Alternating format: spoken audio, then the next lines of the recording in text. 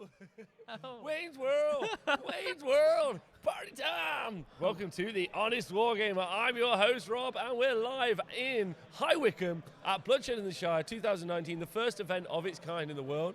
We are in a hall organised where once Voldemort battled against Harry the Potter. Or maybe all of them. All of the wizards. All of them. So very excited. I'm joined by Mr. James Powell of the Scribes of War and the Honest Wargamer. Yeah, how's it going, Rob? Yeah, I'm very great. Thanks very much for asking. This isn't my natural skin tone that the camera is showing, so don't please think that I'm super ill. I'm looking forward to it. Lunch was interesting. Yeah.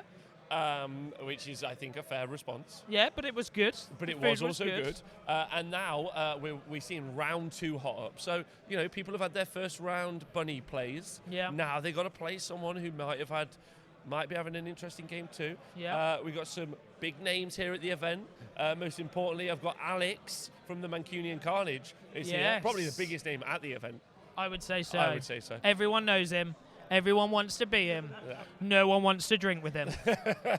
But we have a very interesting game lined up for you guys. We have Khorne. Now, what are Khorne good at? Hitting things. Taking That's about skulls and heads. Yeah, well, yeah, sometimes. They hit things, they don't always kill it. Never a true word said. Versus Ironjawz. Well, not Ironjawz. Well, War clans. Yeah, War clans, Uruk War clans, but it is Ironjawz Allegiance. Yeah. So, Dan MSCG, thanks for subscribing. Thanks to all of you for joining us.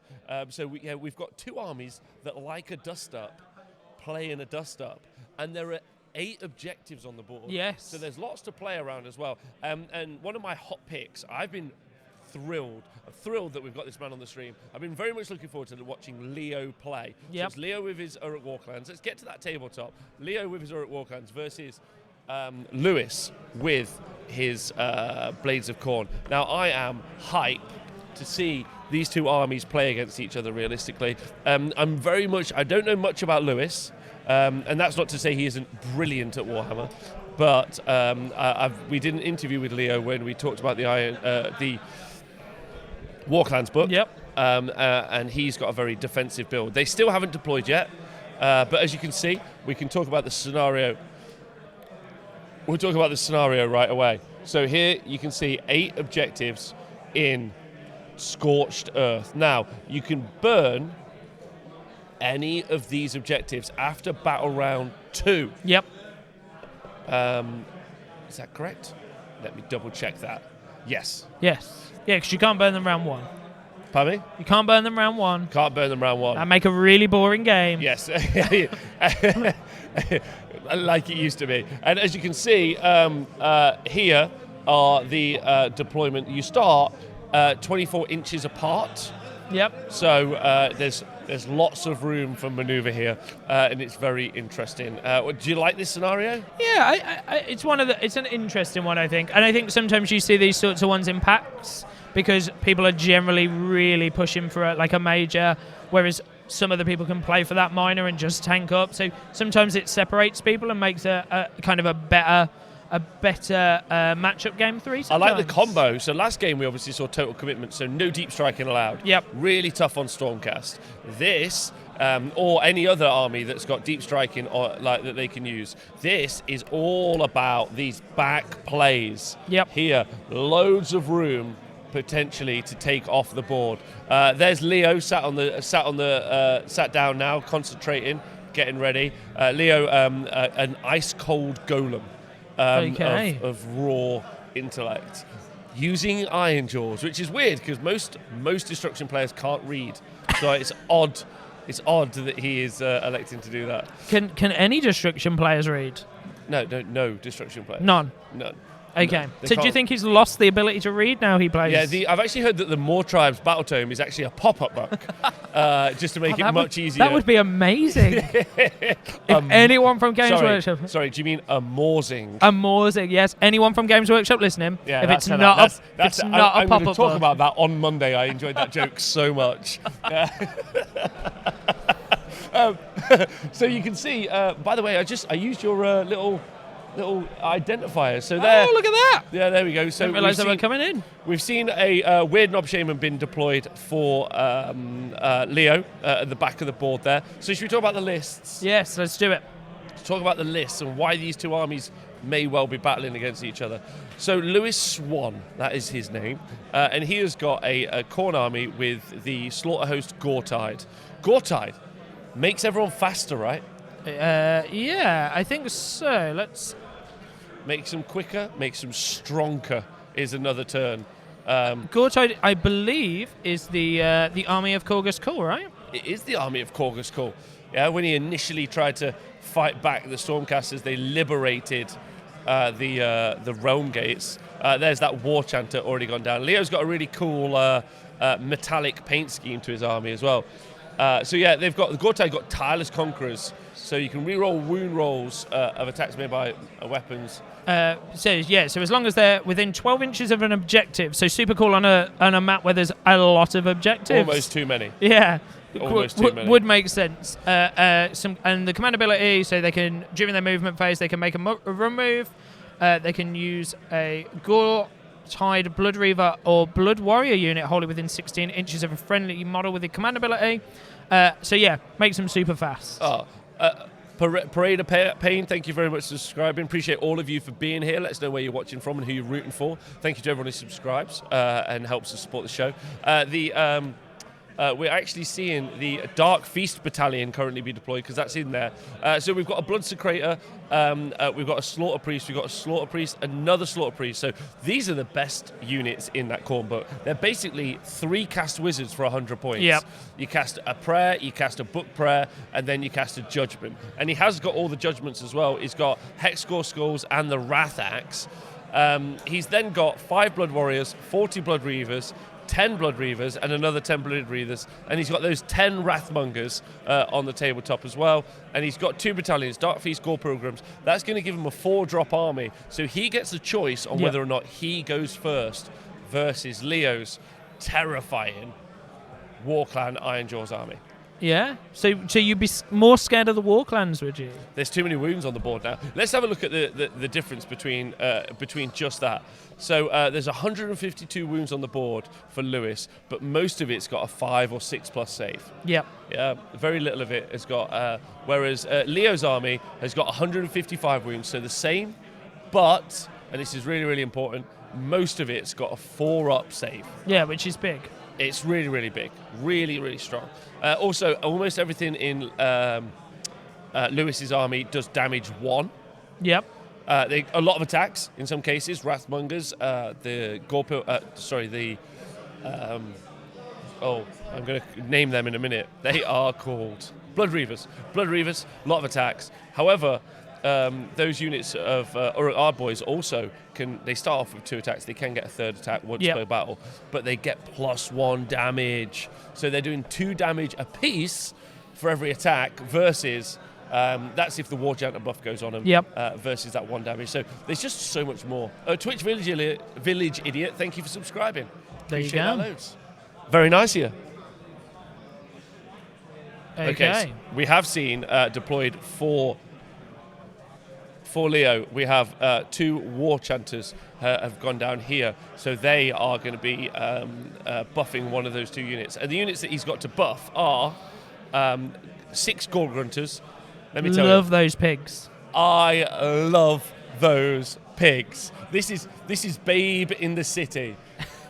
So the Gore Pilgrim's being deployed on the board. So he's got 6 Uruk Gore Grunters. He's got 20 Uruk Ardboys. That's 40 wounds. Nice. With a 4-up save. Oh, there's the pigs. Yeah. Another 15 Uruk Ardboys and 2 lots of 5 Uruk Ardboys, and he's got the Iron Fist. The Iron Fist, it's good that there's a little blue-tacked character here. That it's not a character, a pig. That pig unit is going to be able to use a command ability, or the command ability, once per battle, in every hero phase for free without it costing a command point. Excellent. And that's going to be Mighty Destroyers. Yep. And that means that they're going to move their base move of 10, then in the hero phase they're going to move 10. And then, you're getting it. Yeah, you're getting it. And then he's going to charge. And then with +1 attack on the damage means that those guys on top have got 3 attacks each, so that's 6 by 3 that you've got there. So that's 18 attacks. Hitting on 3s, winning on 3s, Ren 1 doing damage 2. Then the pigs have got 4 attacks each. Yeah, those guys are just going to be meeting out the damage. Terrifying unit. And I think it's about time. It's about time that, because would you be right in saying that you think that Khorne could be described as a butcher's army? Yeah. This is the rise of the pigs. Maybe, yeah. So those pigs, angry, ready for revenge. They're aware that our friend from the first game, that Stormcast that collected heads, he's not in this game. Now they know they're safe. Out they go. After Khorne, sort out those butchers. Yeah, absolutely. They're in a really tough spot, and we'll see. What happens for them as we go through. I mean, I'm very excited to see. Who do you think it's? Who's your money on? I really don't like Khorne, and I really don't like Khorgus. Cool. So I'm gonna put all my eggs in the basket of the orcs. Well, so talking about eggs, Professor Eggs. Oh yeah, Professor Egg Savior. Yeah, it said so many war pumbers. Ah, good. Yeah, that is a good description. Is that what we're going to call them? War pumbers? War pumbers. Until there's one left, and then it will earn a name. Yeah, it shall earn the name. But not until there's one. No. So the terrain feature here for Khorne going to be important in its deployment. Mean that slaughter priests, who you can see racked behind here, there's 1, 2, 3 slaughter priests racked behind. I have actually neglected to talk about something for Leo's list, but I'm going to slow myself down. Yep. That terrain piece is going to be important because of those endless spells. Judgments. Yeah, because Khorne doesn't do spells, but he has technically brought 3 not wizards to the table. Yeah, 3 not wizards. Not endless spells. Yes, not endless spells. And so the Wrath of Axe it could do some good D6 mortal wounds. And the Hex Gorgers could also do some work as well. Stopping the Weird Knob Shaman, and of course, stopping the Fungoid Cave Shaman ally. Oh, I wonder why he's there. Cheeky. And he's also, because of that, he's managed to bring himself along a cheeky Skulltide. Oh. Which actually, I got to say, as an inclusion into a destruction army, has got to be comfortably one of the strongest units you can bring in. There he is, that Fungoid Cave Shaman. Yeah, Frank the Fungoid. Yeah. Because Skulltide really gives that Ironjawz army that long-range threat that it can lack. It threatens backfield characters, which the Ironjawz book and most of that book actually doesn't really have. Obviously, you've got Hand of Gork as well. So there's also a mega boss. There he is on the tabletop. We can see him. He's looking pretty. And he is the right fist of Dakabad is his trait, and his artifact is the Sunblessed Armor. So, interesting, Leo has named each one of his characters. Oh. So we don't get to name them? Our table boss can bring us the list, I think, of the named characters, but he's named each one in what he described as a narrative. He's a very narrative player. Okay, excellent, but that's what we like, right? Yeah, so his Uruk Mega Boss you just saw there is called The Groak. The Groak. The Groak. I like the fact he felt he was so important he put a the in front of his name. You know you've made it in life when you're right? You're a the. Yeah. Then at the back of the field, you've got an Uruk. You've got that Weird Knob Shaman, Snufkin. Snufkin. And then you've got 2 Uruk War Chanters, or 3, sorry, Moomin Troll, Snork Maiden, and Hemulin. Does Snork Maiden have beautiful long locks? Beautiful long locks. That's what I want to see on that model. And then the Fungoid Cave Shaman is called Stinky. Oh. Yeah, so the 20 Uruk Hard Boys that we see currently going down are Hattie Fatners, the first company. And there's a 15-unit company of Uruk Hard Boys called the Hattie Fatners second company. And then you've got there's 2 auxiliary squads of 5 Uruks. And then the Uruk Gorgrunter squad is the 2 Tiki and the 5 Wumpsies. Excellent. 2 Tiki and the 5 Wumpsies. I'm going to remember none of these. Me either. But if anyone else would like to keep track at home, Yeah, that is a Moomin reference. It is. It is absolutely a Moomin reference. So I think right there we're looking at the war chanter Hemulan, but I can't promise that's true. Let's say it is. Can be now, and he can tell us off later. Yeah. So Lewis has decided who's going first. Yeah. Lewis is amongst it. Do you think, he, in my opinion, he's deployed like he's going to take the turn? Yeah. But then this stopped that big hand of Gork coming in the backfield. Yeah. So he's screened out. What do you reckon? I mean, he's playing aggressively, hasn't he? So he's deployed aggressively, sorry. So it looks like he's going to take that first turn. And I guess that's sensible. Those orcs are fast. So if he doesn't take that first turn, I would imagine these pigs are going to be all up in his grill anyway. Yeah. So maybe it's more sensible to try and get all up in his grill first. Potentially. I mean, the battle lines are drawn. Leo definitely thinks that's his plan. As you can see, he's deployed away from the starting line. So he's going to be super conscious of that. That Bloodthirster coming in and swinging his big axe could potentially do some really solid work. But he doesn't have... he has the... I think he has the Wrath flail? of Khorne Bloodthirster, as opposed to... Yeah, he does. As opposed to the Bloodthirster of Incessant Rage, who is effectively an AoE... He's the big boy, in my opinion. Yeah, he's the ground crusher. He's the one I cry when I see. Yeah. Well, I don't, because I just shoot him before he does anything. Yeah, but... Yeah. Maybe if your army has no shooting, he's the one you cry when you see. And I don't think there's any shooting in this orc list. There is little to no shooting in this orc list. But that Scuttle-Tide will do the work, and that'll pop him up at the back of the board. The only thing I do like to see with the Bloodthirster is it down to like 2 wounds when it moves a whole like 4 inches. And it's just limping around the board, having a bad day. Just doing as much good work as he can. So I think it's going to be the Khorne charge and the counter charge from the Ironjawz, and then it's going to be the priority. That's going to be the big game. So we're about to reveal the hidden agendas. Obviously, at this event, you've got hidden agendas that you use in the game, and then that's their way of like splitting the field up as it gets towards tomorrow. Focus on them a little bit more tomorrow, but I know that we have them to show at some point. That's not now. But the hidden agendas that are going to affect whether or not only do you win the game, but do you win the game really big? Yep. Because you need to not only achieve your, not only win the scenario, but also achieve your hidden agenda to win the game. Yep. Yeah? Yeah, and block your opponents. Absolutely. So it's a points thing when it matters. A big point sink. Yeah. So I guess so if you get to a point where you see that you're losing the game, you can always then kind of hold it out, can't you? And yeah, absolutely. And go for that instead. Absolutely. So sweet. There we go. Yeah. So I'm excited to see what the hidden agendas they're going to take are.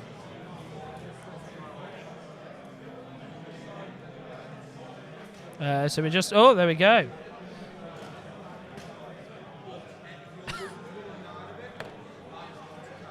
There we go. Seize and Onslaught have been chosen. Lewis has chosen Onslaught, and then Leo has chosen Seize. So, be interesting to see whether or not that becomes... Lewis has got Seize, and then Leo has got Onslaught. Be interested to see whether or not that becomes relevant later. Yes. In the game. Both players having to play the game before we see if any agendas occur. If their agendas actually happen. So, here we go. I reckon Lewis is taking the turn. Yeah. Oh, that pig's backwards. We haven't even started. What's this Come guy on! doing? You don't even know what you're doing. Maybe these two are dating. Lewis is not deciding. Lewis has always been taking the first turn since deployment. That's what we think. No way. Is this? Maybe he's listening. Maybe he's got his on in his pocket. He's like, I'm going to throw it off. Pocket thoughts. Everyone in the Twitch chat, what do you think is going to happen? Yeah, he is going the wrong way, Professor Xavier. Savior. Hello everyone. Welcome to the show. Lewis is taking it as in the most. I'm shocked. Yeah. So if we just look at the scenery very quickly, this centerpiece of terrain is volcanic. Yes. Destructive. Didn't seem to scare anyone last game. Didn't scare anyone last time. So this entangling terrain is actually a big deal because that's going to do -2 to your charge rolls and run rolls. Sinister, so plus a -1 bravery when that unit charges out of it could be good. But this is really important. This commanding terrain at the back of the board. Yes, we'll take that off now. That'd be cool. Thank you.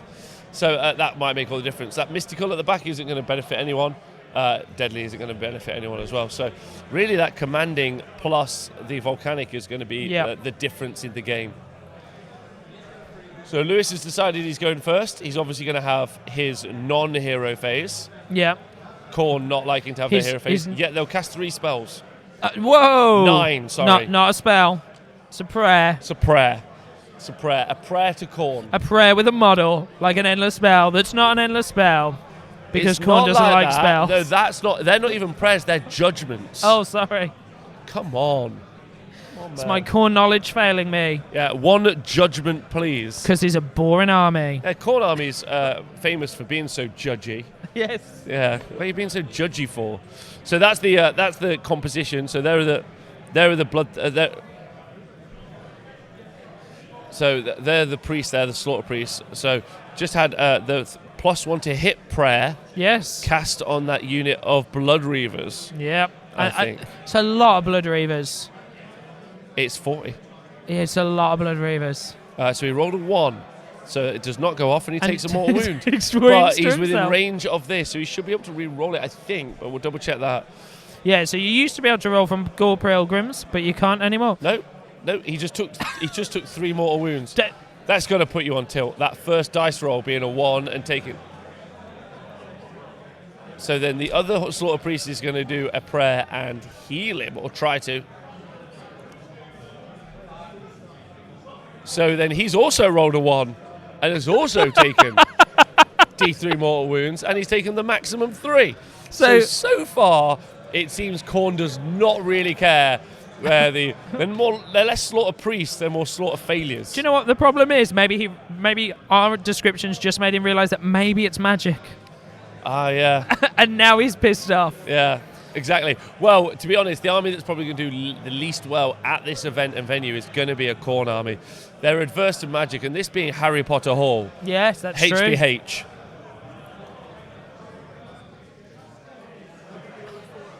This is insane. The third, that's Lewis. That's Lewis's face. Lewis is, again, on his 3rd slaughter priest, rolled another 1, and on the D3 mortal wounds, has rolled a 3rd 3. So that's interesting, right? So the Gore Pilgrims Battalion used to allow you to re-roll those ones. Yeah, not anymore. Now it doesn't. Yeah. So I'm not really sure that that's very good. That was a 3rd So that is one. 3 1s for 3 D3 mortal wounds, which he's rolled 3s for. So all of his slaughter priests have only got 2 wounds left. So he failed to pray to get the Wrath Axe on the board And with a reroll. And did 9 wounds to himself. Yes. Well, most importantly, those slaughter priests are like linchpin key to the army. So now he's going to try the Hexagore Skulls. If he rolls a 1, no, he didn't get it. So he hasn't put that down. These priests, I was really bigging them up, but they're not really performing. Okay. So the middle slaughter priest has finally got the Hexagore Skulls One off. of them's learned to roll dice. That's very important. Or pray. Do How they does the pray? Twitch chat feel about the Khorne priests doing poorly? Yeah, so let's have a look. Oh, someone's used my name. Thanks to the Dreadwoods for your little swoon. So actually, we're just trying to see what you feel about 9 self-wounds from slaughter priests. There's a rugby reference in there. I know it's a rugby reference, but we don't have Chuckle Buddy here to help with that.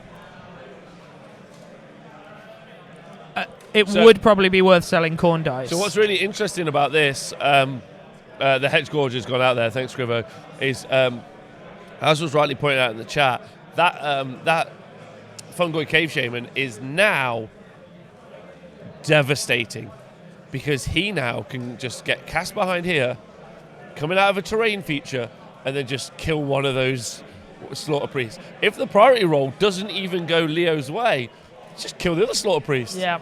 There's all like that might be the worst luck in a first turn I've ever witnessed. It's pretty bad. That's outrageous. I don't want to gloat because I feel sad for him. So the Bloodstoker is going to whip the Bloodsecrator, is what we've just heard. Okay. Because he has to be wholly within 8, and nothing else was currently in range. So, there we go. There you go, Dan Elkington, I agree. It being a 9, it must mean that they are whipped to fury. It has whipped him all the way to fury. But it's probably, I would say, at this stage, he is in a tough spot. There's the wound wheel. There's the wound wheel. On one of our friends who lost 3 wounds because he didn't know how to get on his knees and pray. So the Bloodthirster is going to run. Let's get that top down, John. Thank you. So we're into the movement phase. The hero phase being what can only be described as a disaster for Khorne. Catastrophic, some would say.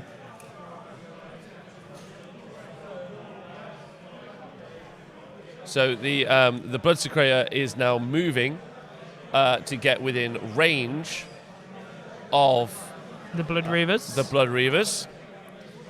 So that next turn he can do the thing he could have done at deployment. So it's interesting, right? So we talk about quite often how deployment's so integral to the game, and what we can see there is a unit that was deployed not in the right place, so it hasn't done its job. Yeah. Stephen AOS in the chat is just saying, in Leo's turn, he should just cast Mystic Shield on his army and just let Lewis have another go. Because at this rate, he'll have no characters left, just on his own. So I think that's a good shout. So Murder Mayo, sorry, I've just in yours. So all of those Slaughter Priests rolled a 1, which means they take mortal wounds. It's D3, and then he managed to roll a 3 on each single one, so they've all taken. No, you do take only 1 in wounds. the new book. He's right. I thought you only took 1. Oh. Yeah, you do only take 1. I'll just get our table boss to check that in the new book. He's right. Thank you, Mr. Murder Mayo. I thought it was 1 because it happened in the game last week as well. It's only 1. Okay. So that'll be good. Okay, and so I'm sure he's going to be over the moon. I'd imagine so, because that's some serious damage from yourself. Yeah. Slow nice. Khorne is a chump, I agree. Yeah, it's the worst Chaos God. Yeah, 100%. It's the worst Chaos God. It's the most on-the-nose Chaos God. Sporing. It's just like, whatever, man. Like, whatever you want to be. I weirdly, and you never see them anymore but Nurgle's probably my favourite in an interesting sense. I think that Nurgle is my favourite. Nurgle's your favourite? Narratively is the most interesting. Yeah, okay, that makes loads of sense. So he's currently moving the Reavers as well to get in a bubble of 8. So next turn he can whip that unit like he originally intended to. Why it didn't come up is unknown. It says D3 on the AOS app. Wonder what it says in the book. Yeah, that'd be interesting. Do you know, Table Boss, what it says in the book? It's right in front of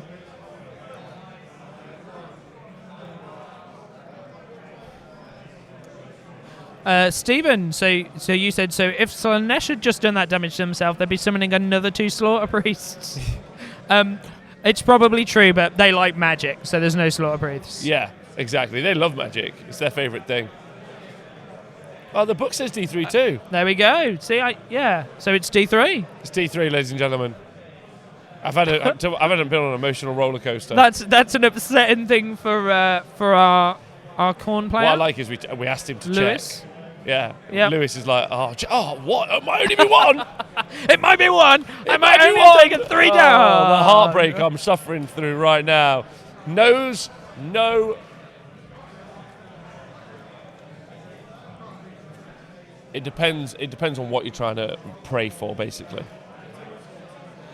So it depends what you try to pray for. If you pray for 1 prayer, it's D3. If you pray for another prayer, it could be 1 mortal wound if you roll a 1. Well, there we go.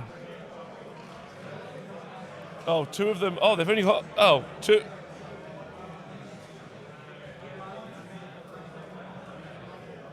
Okay.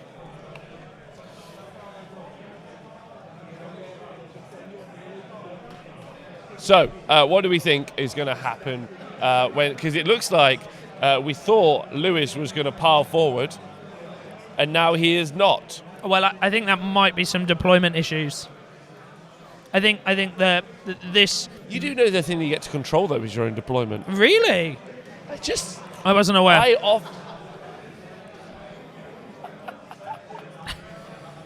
So that's the end of Lewis's turn. What did he do? He moved. All this moved. Look He now. could have deployed like Now that. all in 8. Look, that's lovely. He only took first turn. That was important. He needed that. All right. So, what do you think Leo's going to do this turn? Charge I agree. everything. But what do you think he's going to hit? So to begin with, so I'm just going to run you through as things come through while I'm talking. So we've got a command in here. So that's given Leo. I'm going to get names wrong. I'm rubbish at names. If I get them wrong, you can correct me in the chat. It gives him an extra CP to begin with. So I think realistically, I mean, these pigs are basically getting anywhere around here. And push forward. Stinky, who is our fungoid shaman, has just tried to cast Scuttletide and failed, sadly. So that would have been glorious at this moment. Yeah. Because we know Khorne love a good spell. So having their priest die to spells is arguably the coolest thing that can happen. It's great when it's in their lines and they can't do anything about it. Well, yeah, of course they can't even unbind it, can they? Because they. Okay, so the Ard Boys and the pigs are +1 damage. So everything's getting extra damage. I wonder where it's going. What? So he's going to go for the great big hand of Gork. Here we go. The great big hand. He's going to reach him from the sky. And we'll see if it is instead the hand of Mork and it won't pick anything up. Won't pick anything up. But I think, so this unit of Ard Boys have got +1 damage. So the unit in the centre, that unit at the top of Ard Boys, and then that unit of pigs. So they now are basically twice as good as they were previously. That's always useful, right? When your so unit gets useful. And twice then, as good. And because it's an Ironjawz army, they have smashing and bashing. So if one of these units wipes a unit out, the other unit gets to activate before the other unit activate as well. This unit of 15 Ard Boys, I'm pretty certain will go through those 40 Reavers. 40 Reavers like they're made of butter. How long do you think those Reavers will last against two damage apiece hits? Ard Boys? No, so how long do we think these Reavers will last if they get hit by those Ard Boys? I don't know. Do you think they'll last a turn? Oh. They're probably going to last about... Oh. Awkward. So, interesting thing about Ironjawz army. Yep. So they have the Ard Boys specifically, they have a natural +2 to charge. So now that they've teleported, it's only 7 to charge. That's they good. also then, because they're Ironjawz, have a natural +1 to charge. So you only need a 6. That unit of Ard Boys now, 9-inch 6, by the way, the future. Always. Yeah, always. That 9-inch charge now is only necessary on a 6. Look at this guy's lovely cape. Sorry, I'm going to interrupt. Look at how lovely. He's from the warband. He's having a lovely day. This guy, yeah, that's it. That's who I want to see. Thanks. Enhance. Enhance. Could he turn around, maybe? Speckles? It's okay. It doesn't matter. Doesn't it's fine. matter. It's okay. There's a very nice... I don't even know what he's called. What? An Ard Boy? The Ard Boy in the unit, though. What would the leader be called? The Ardist Boy? Is that the correct term? I think maybe we'll find out. We will find out. So this unit of 30. Yeah, it's the Iron Schools is the warband from Shadespire. So this unit of 30 Ard Boys, my friend, with plus... did I think they'd last with the 15 Ard Boys? No. Do I think that... No, sorry, it's 20. It's 20 Ard Boys. Do I think 20 Ard Boys will... Yes.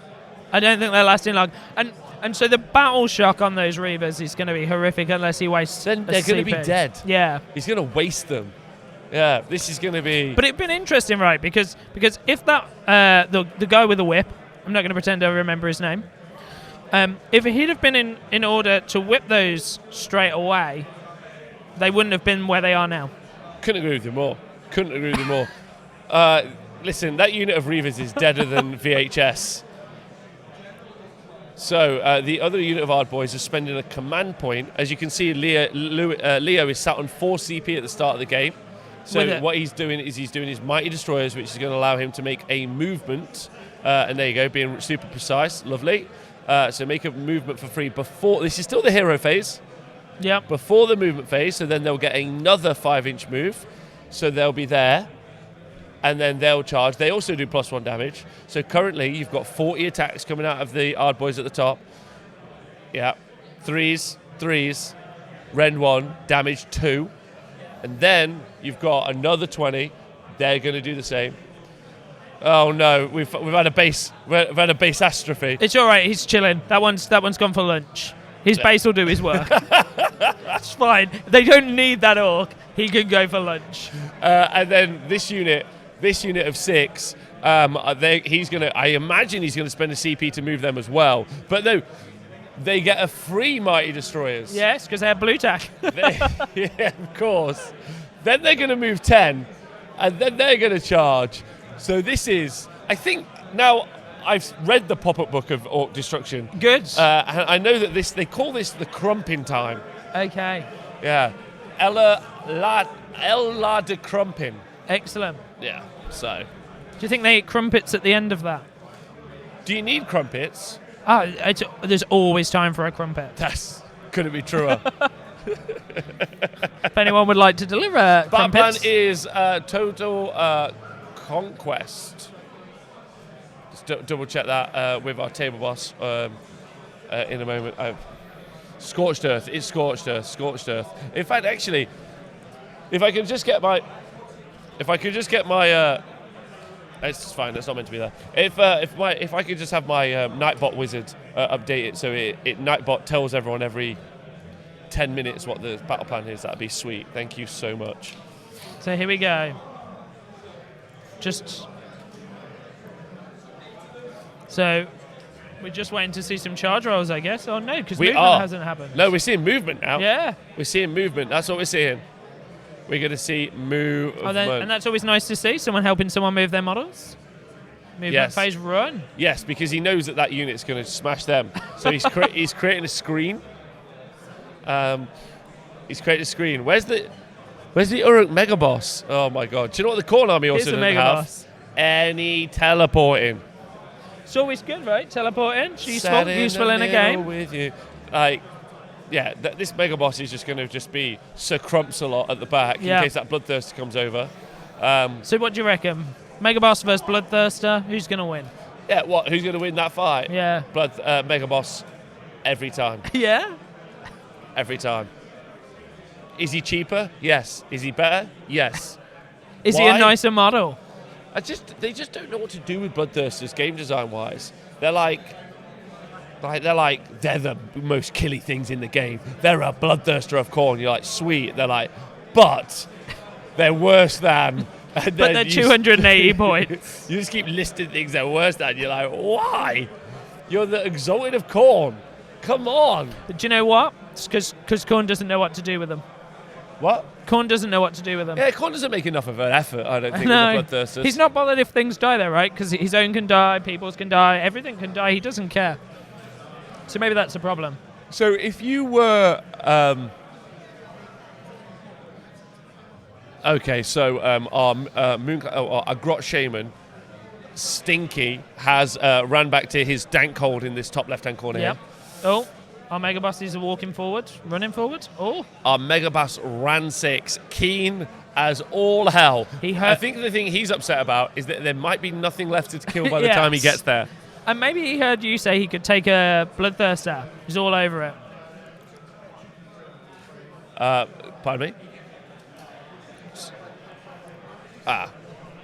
So this War Chanter has spent a command point to get there to run. So he's in range to apply those buffs, because what he's going to want to do is charge these, I think, and then have buffs on them the turn after, potentially. Yeah, so I guess, a double turn here, orc-wise, gross.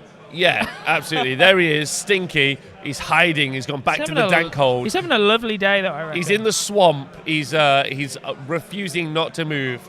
These little bottle caps, by the way, is little James' invention. Congratulations, James. We're hoping to print those out and then have them be in different colours so we can more easily identify characters on the tabletop. Yes. I have seen the snag of green on green. Yes. Mats. Yeah, so in theory, the aim is that they'll be colour coding, red and blue. Red and blue. But they were demos, and they work. And they work. So it basically means you guys hopefully from the top down will see characters easier, especially when they're the you can kind of see, specific colours. You can see the green lip around this or at War Chanter at the back, right? So, but eventually, when they're, as you said. Yeah. Yeah. So that's a sweet little move. Well done, you. I'm trying. You're smashing it. Just making it easier for the community. Yeah, just the community getting better and better. I know that seems like a really small innovation, but I think it's an excellent innovation, realistically. I think it's... So, those that watch regularly might know, this is only my second time here with Robert. And you're doing great. And I think, so for me, it was a huge thing when you're watching something like Fire Slayers, when everyone looks very similar, and you're trying to pick out like that individual unit and be like, oh, this one matters. But they all have orange hats. And now I don't know who's who. So one of the aims was that for us here, we could make our lives easier to pick those heroes out. But for you at home, so you can look at that list on the BIP thing, you can see what's there, and you can be like, okay, so maybe I don't know which specific hero is which, but it's going to get pointed out to me, and I know the heroes are here, here, and here. And that's important, right? Because heroes matter. Yeah. Heroes do matter. Not this case, though. In this case, all of the hard work is going to be done by those gore grunters and boys. Maybe just the Pumbas.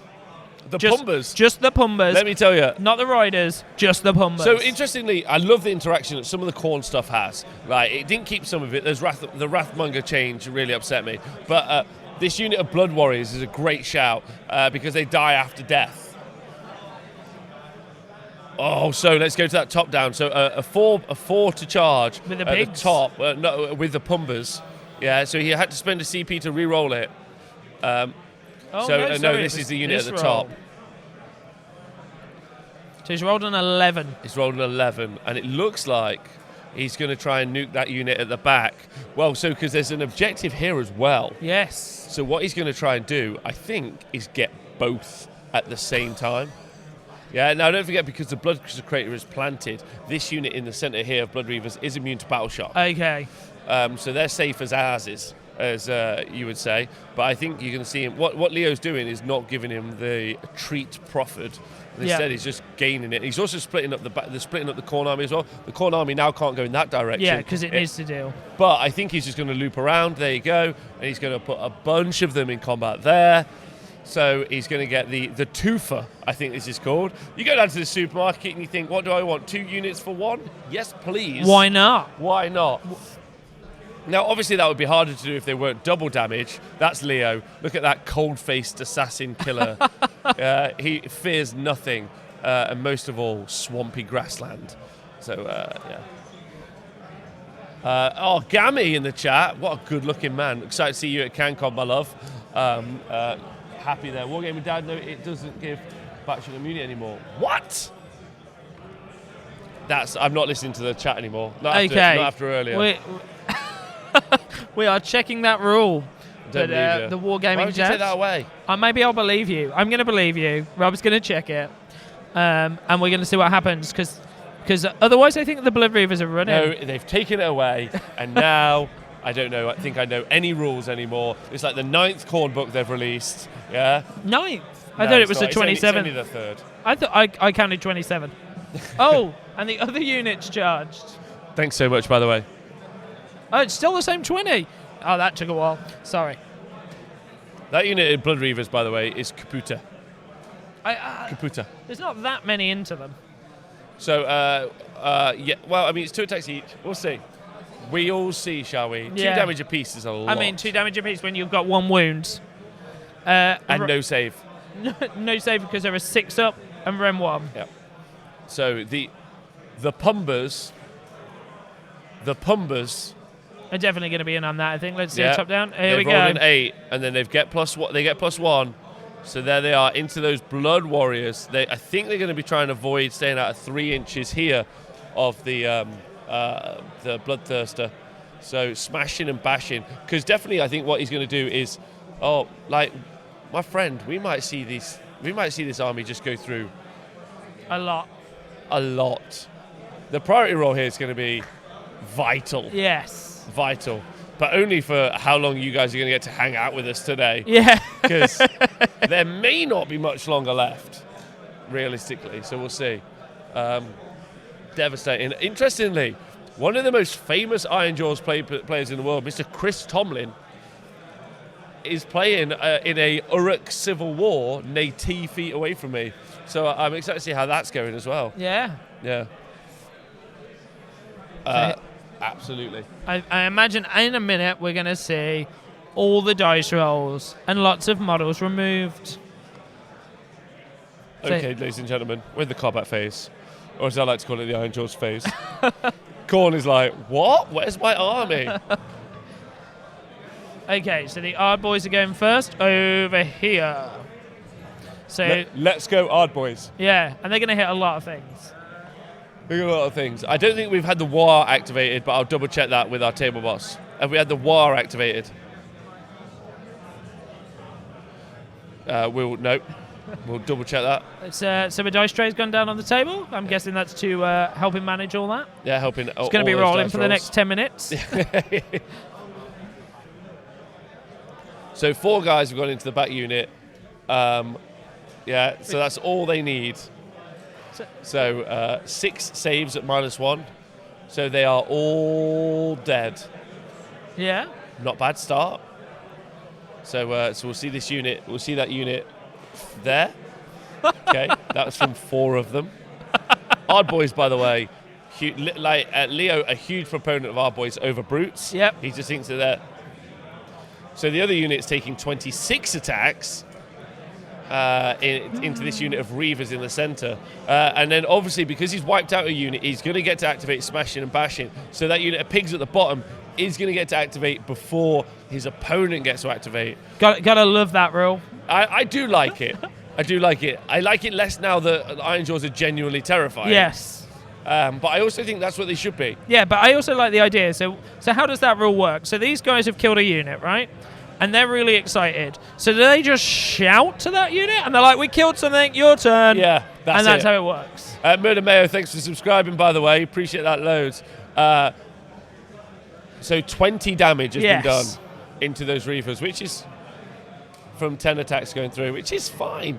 That's better than it could have been. Yeah, I mean, that's a lot from a 40-man block. But my favourite new catchphrase, you rarely get to say it in 18 mile because basically it doesn't matter. That's a battle shocking.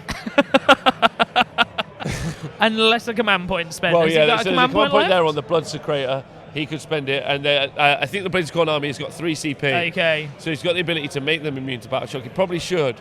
But don't forget, the Blood Tithe will be ticking up. Yes, unless they leg it. Huh? So they don't get the blood tithe if they leg it, right? No, but there's a unit wiped out over here already. So that's a battle shocking, but also that's a blood tithing. It is. So now the piggies get to activate. So battle pumbers. Yep, and here they go. The shout happened. It would be cool if they were bears, but I do like that they're pigs. Gorgrunt is some of my favourite models. No, pigs are cooler than the bears. 27. I'm a fan. A man who owns how many? 27. Is that an army in its own right? It is an army in its own right. Okay, there we go. It is. Is it ludicrous? Yes. Do I get to make pig noises all the time? Sweet! I do, and I love it. Yeah. That's a piggin. Let's go. That's a piggin. Do you like your... I wish we knew the song from Lion King right now. Just want to do a bit of some Timon and Pumbaa moment between you and me. Maybe we'll learn it at some point. When I was a young warthog. When he was a young warthog. I fought some blood warriors on the grassy green plains. Then they slew me. Why? I don't think the Pumbas are dying. No, the song was offensive. That was just...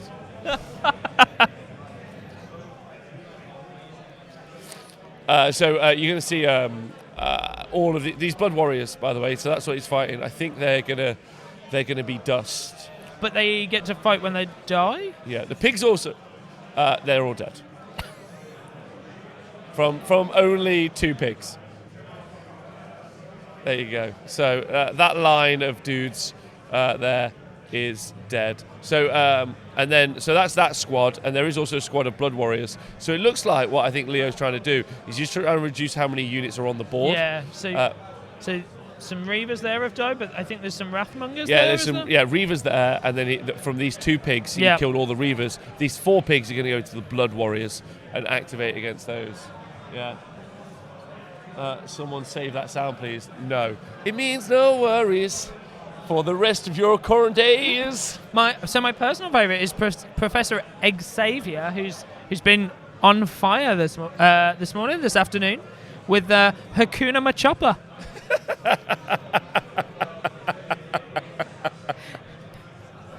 I mean, which maybe we will make into a song. So 10 saves at -1.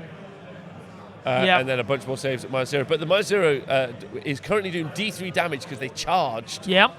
D3 damage +1. +1? Because of the War Chanter. There we go.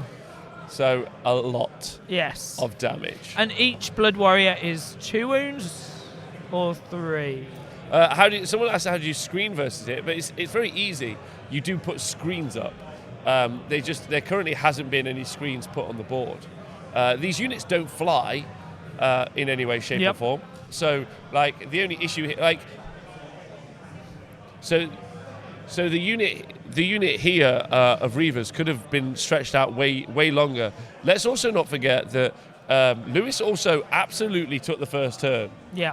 And then, having moved all of his units quite badly, decided to not move backwards to make these charges longer. Instead, just gave them... Yeah, in theory, he consolidated this entire side of this and made an easier teleport here, I think is the other issue. Yeah. So this unit at the top... Oh, no, sorry, the Blood Warriors are going to attack back now. Fight upon death. Scripps, let's get some camera angles, baby. So that fight upon death is going to happen. So do we think we'll see some Pumbas die? So the Wrath of Khorne Bloodthirster is going to go in. He's not as good as 6 pigs.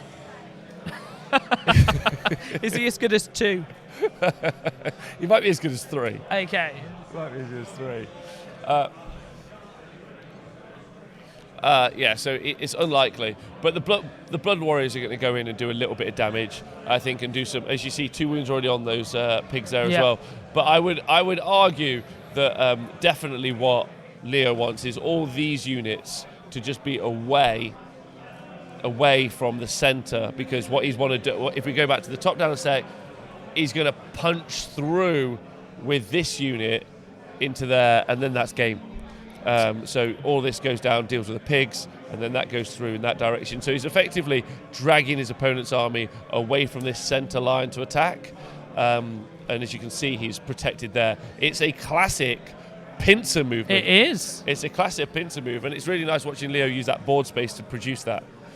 He could have, obviously teleported just a flat 9, just straight in front of that unit, but he went around the edge as well. So there you go. It let him tag those 2 units too, right? So he's annihilated the unit from the backboard, which gives him space to teleport into it. And then it's let him wipe a good chunk of this unit here. So the Blood Reavers are about to roll a lot of dice. They've got +3 attacks. Well, they got 3 attacks, sorry. They got an extra 1 from Battalion. They got an extra 1 from being near the banner. So they can do a bunch of attacks in. So you might see some hard boys die. The one thing to say about that hard boy unit is that they are a fearing a battle shocking. Yeah. They're a fearing a battle shocking. Their banner does make them a little bit braver, and obviously having over 10. But for everyone that runs away, you lose 2 wounds. No one's a fan of that. No. I would argue no one's a fan of that. Do you think how do you think these Reavers are going to fare versus? Well, you'd like to think they're going to do something, considering he's just lost 50% of them. You'd hope. I'd like to think they can throw some wounds out, and maybe they'll take a few off, and the battle shock will take several more off. I think. You mean that's a battle shocking? Yeah, that's a battle shocking. Will probably mean that more are lost, I think, than the actual combat itself. Emotionally lost. Yeah. So there'll be more leg in it than there will be getting killed, I think. Yeah, it's tough. It's a tough old one. So he's just measuring in to make sure how many attacks he's getting in. And then, it's interesting that Khorne and Uruk Warclan specifically, you would think that they would fight very similarly. Yeah. You know, they're just pure output armies. They only do combat damage. Yeah. So 18 are in there. So we've got that. Oh, and the sharing of a dice tray. That's what we like to see. Some nice hobbying. So that's 18, 4 attacks each. So that is the this unit of Reavers hitting in here, but they are at -1 to hit. -1 to hit. -1 to hit. Okay. Scribs, let's move that camera around, baby cakes. Let's go look at that combat. Let's get involved. There we go. Thanks, baby. So there you can see this combat engaged here is the big one. So counterattacks, what we can see, Wrathmongers, Khorne Bloodthirster, straight into those pigs. Yep. Could be the option. The issue is then he's tied up. That's only after the priority roll. If he gets it, then all of these boys are going to go over there and then do the work, I think. Yeah, I think it's got to be worrying, right, that he's already lost 20 of his big block of bodies and they've done nothing.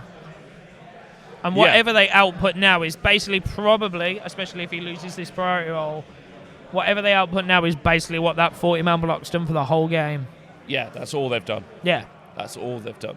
Next turn, though, this unit is getting +1 to their attacks. They're also coming in here and getting involved in the fight. This mega boss is going to run again, just his little tiny legs. He's like, I'm coming, boys. It's all right. Leave me something to kill. Let me murder something. He's farmer, is he? He's a farmer. Yeah, all right, let me murder something. Yeah, I think he's going to do.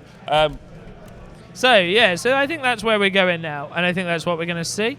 I'm guessing this Bloodthirster is going to be out of piling for this round, and I think these guys are going to be out of piling for this round as well, over to those pigs. So I think it's going to matter a lot on the next priority roll. Thanks, Lanice. We have the phase indicator is pretty good, right? It's easy to see, and now everyone seems to work out where it is, and it's good to see the HUD evolving and changing and making it easier. It's all important. It's all important. If we're going to turn this into a T-Sport, ladies and gentlemen, we've got to be as professional as possible, and we've got to make it look good. And I'm very lucky that I've got a very talented group of people around me. Everyone who's helping me today, all the other guys, everyone's working towards the goal of making it as cool as possible. So big shout out and thank you to you guys as much as anyone. Right. Okay. We're still selling some dice.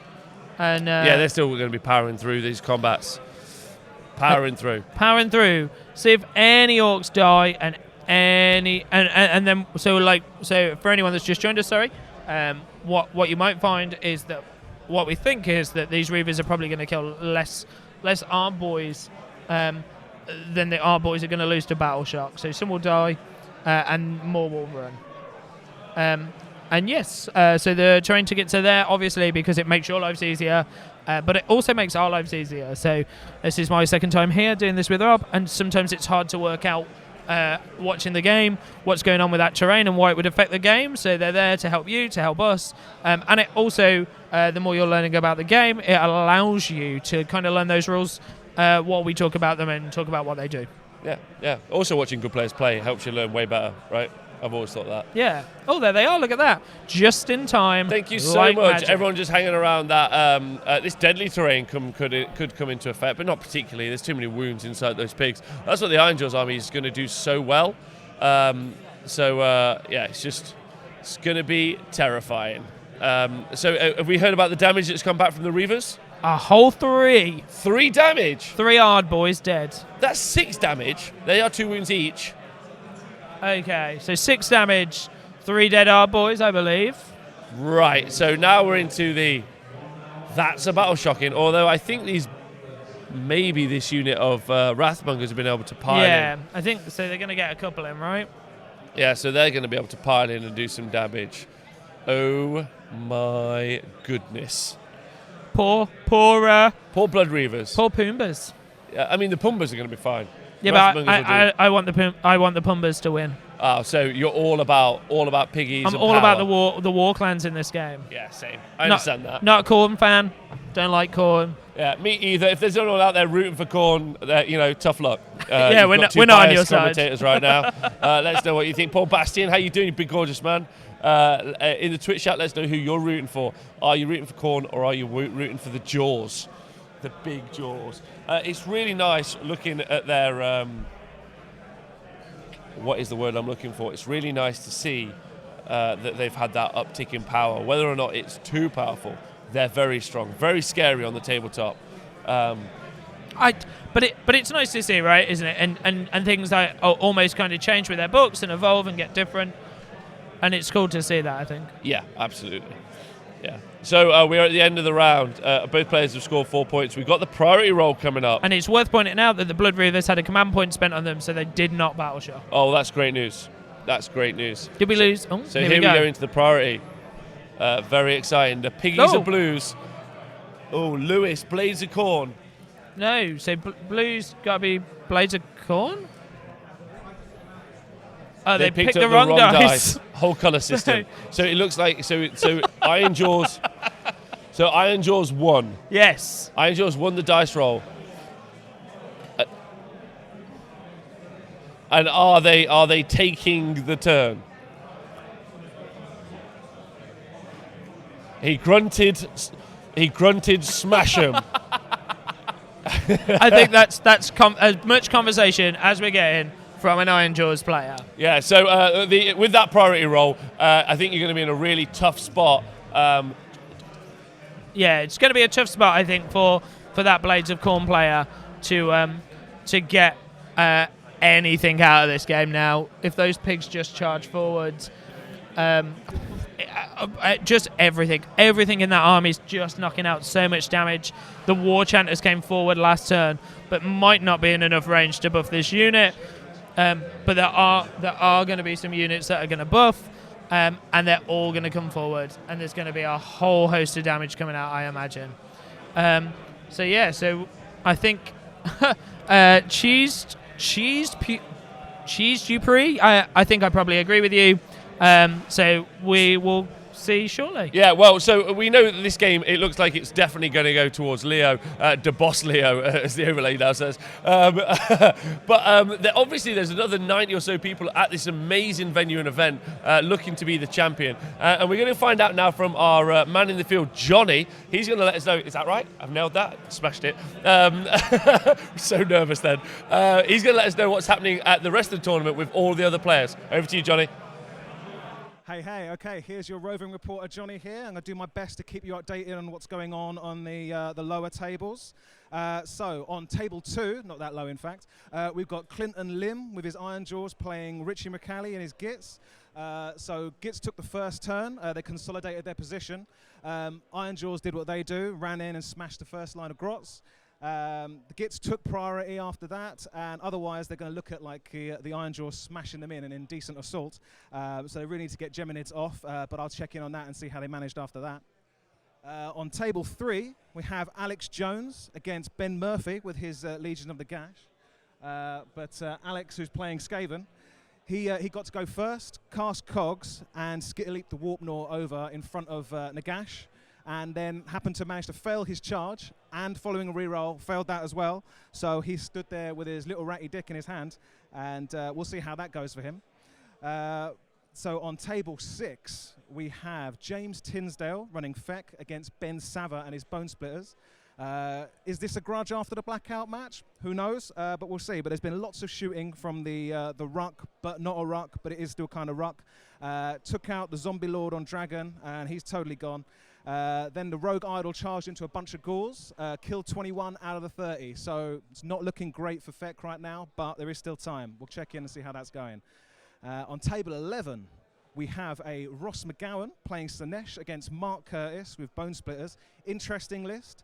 Mark's running a rock-hard list with featuring a Rogue Idol. And we're going to see that can you really penetrate a rock if you believe hard enough? Turns out the answer is no. So the Idol charged both keepers, and the Idol dropped to one keeper and got the other one down to about 5 wounds. But using the Shire command ability, Ross was able to sacrifice a bunch of demonettes and get the keeper back up to full health, and then summoned another keeper, because that's what Slaanesh do. So game back on, but still looking good for Bone Splitters. And the last game I managed to have a good look at was table 17. We have the 80 Mac against the Martin Morin, Slaanesh versus Khorne, 3 keepers versus 3 thirsters. So some deep 3-way action going on there. Going into T2, Martin rolled a 2 for priority. 80 thought he'd go 1 better and roll a 1. So that was that. So that's 3 thirsters smashing 3 keepers, and they're just playing it out for kill points right now. So that's pretty much it, and I will do my best to keep you updated on those games as they go.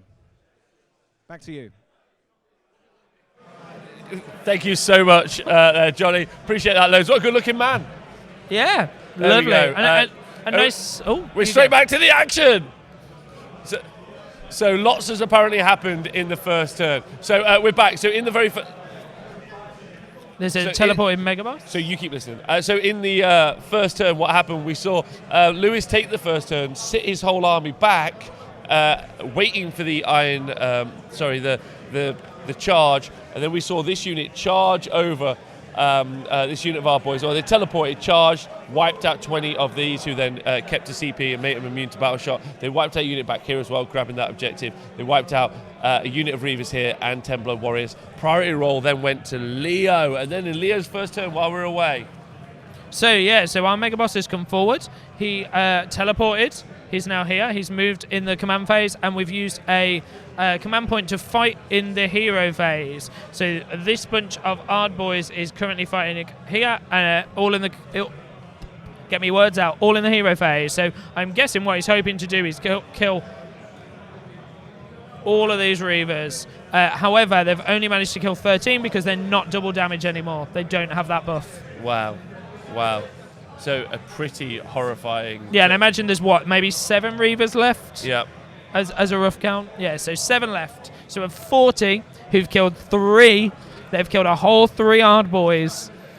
There are now 7 left. 7 left. I mean, there is Ard boys versus Reavers. Reavers are several tiers below them, but this is just bonkers at this stage. Like. Yeah. Oh, there's a nice shot of a wizard. That's a lovely looking wizard. That is a weird knob shaman. And honestly, when it comes to why they aren't 2-cast wizards, never mind, I won't get upset about it. But it's a great model. It's just a great model. Them and a butcher, the wizards that you have for destruction are just out of this world. All of those little goblin guys, great. Good shot, Scripps. Yeah, look at this guy. Another great destruction wizard. But this one's more of a coward. He's hiding. Yeah. He's using absolutely. This shrubbery to blend in as a mushroom. He is on Leo's list called Stinky. Oh, doesn't mean he has to be a coward too. That's true. You can be smelly and brave. Yeah, see? Yes. Stinky also failed to cast Scuttletide. So maybe his name's Stinky maybe because he's rubbish at casting. Yeah. Can't get the one job he came for to work. Why? Just do better. Just cast properly. That's what we're saying. Just try harder. So as you can see, that unit of those little 5-man units of Ard boys now just moving up the field. Those Reavers being taken off. These pigs, I think they're within 3. We'll get our table boss to double check. But the Wrathmongers are within 3 of the pigs. They're just out of 3, which is way worse. That's way worse. So and now they might be charging again. Oh no! So the 6 Pumbers they've lost. One of them's lost 4 wounds. Who's got 1 wound left, but still got the raw output.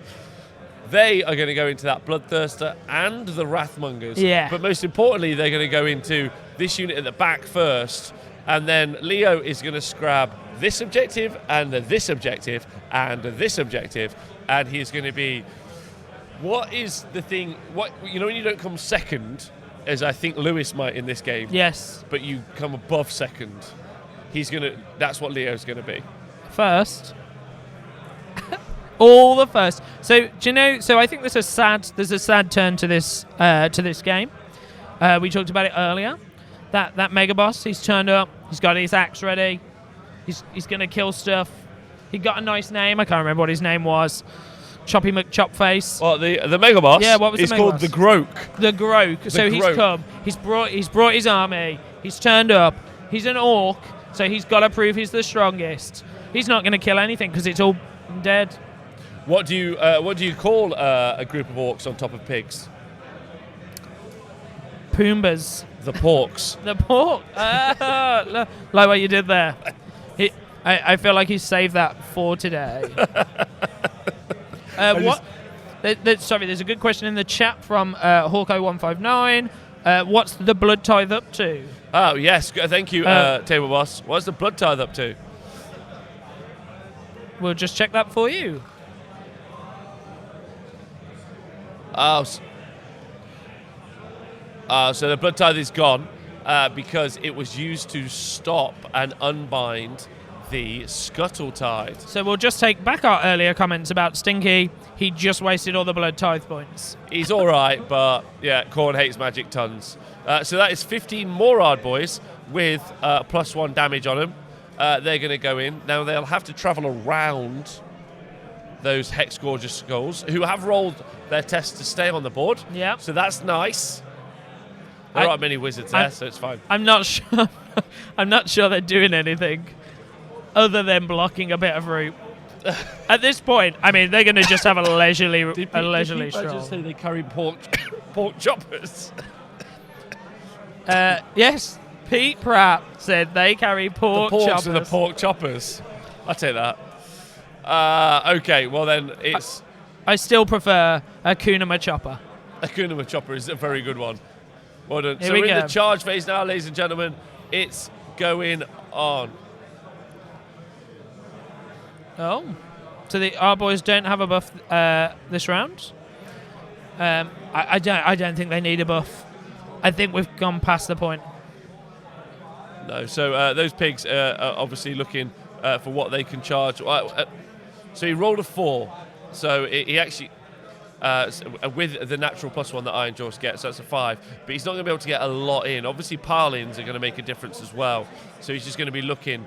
I almost feel like it might be what. Oh no! See, I'd have almost wanted to just go for that Bloodthirster, because then you've tied it up for the next round. Yeah, absolutely. You would really hope he'd be able to like. Okay, so we're still contemplating. So we'll see what happens with that, I guess, and where that's going, or where those pigs are going. Yeah. Oh, thanks, Hawkeye. We're at least if that's at us, Hawkeye 159. We are trying to let the whip flow. The first game was very narrative. We made some characters. We named some people. But this game, they've already all been named for us, so we've had to improvise. And yeah. I mean, I'm okay with it, but that's fine. So the Gorgonauts are in the Pork Chopper Express. I'm glad you guys are here.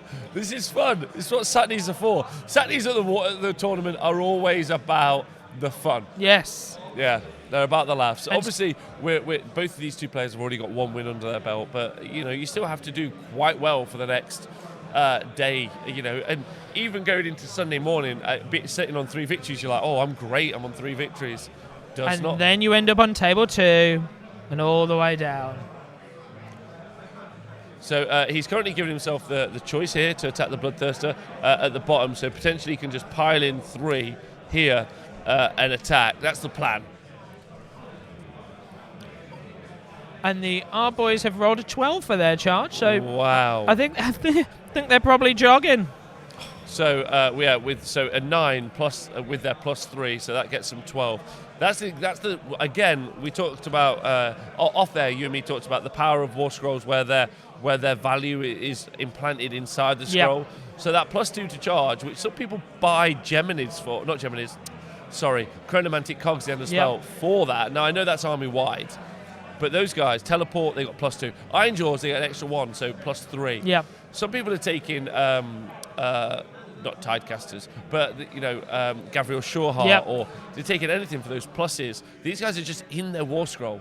Yeah, and I think it's interesting, right? Because Cogs, I still have a long debate about this spell all the time with people, but Cogs is a really weird one, because when you put it down for that extra 2 on move and charge, you're also giving it your opponent. Exactly. And so it's so crazy. I've had so many games go in my favour where I've teleported something, been out of 9, rolled a 7, and my opponent's very kindly gifted me a +2, and it's won me the game. Yeah. So not needing that and just having that kind of built into your war scroll is huge. Huge. That's right. Someone said, I'm thinking of doing the 18 Gore-Grunter army, and it will be called the Pork Chopper Express now, says Mr. Tiege. However, Hawkeye points out that we've at one point had, a few weeks ago at Facehammer, we did have the Salmon Cannon, but isn't all pig army the Gammon Cannon? Maybe. Who doesn't want to? Are they so fast they look like they've been shot out of a gun? That is the question. Because if that's true, then the Gammon Cannon's in. A unit of 6 pigs can move 20 inches faster than the salmons. Yeah, there you go. No, sorry, 20 inches. Sorry, 20 inches. Who needs a salmon? Who needs a salmon when you've got a gammon? Someone make that into a T-shirt right now.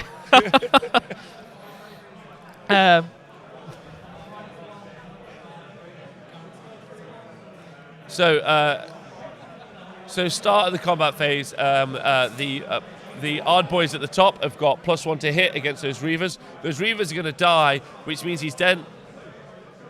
Oh, they've just taken them off. But that does activate smashing and bashing, which means then this... Thank you, Scriv. Stay here a sec. This unit of Ironjawz here, these brutes, they are going to definitely kill this Slaughter Priest and the Bloodsecrator. And then that means, there we go, activated those. That's another smashing and bashing. Yeah. So then the pigs are going to activate at the bottom. Tell you what, Lewis should have definitely done more.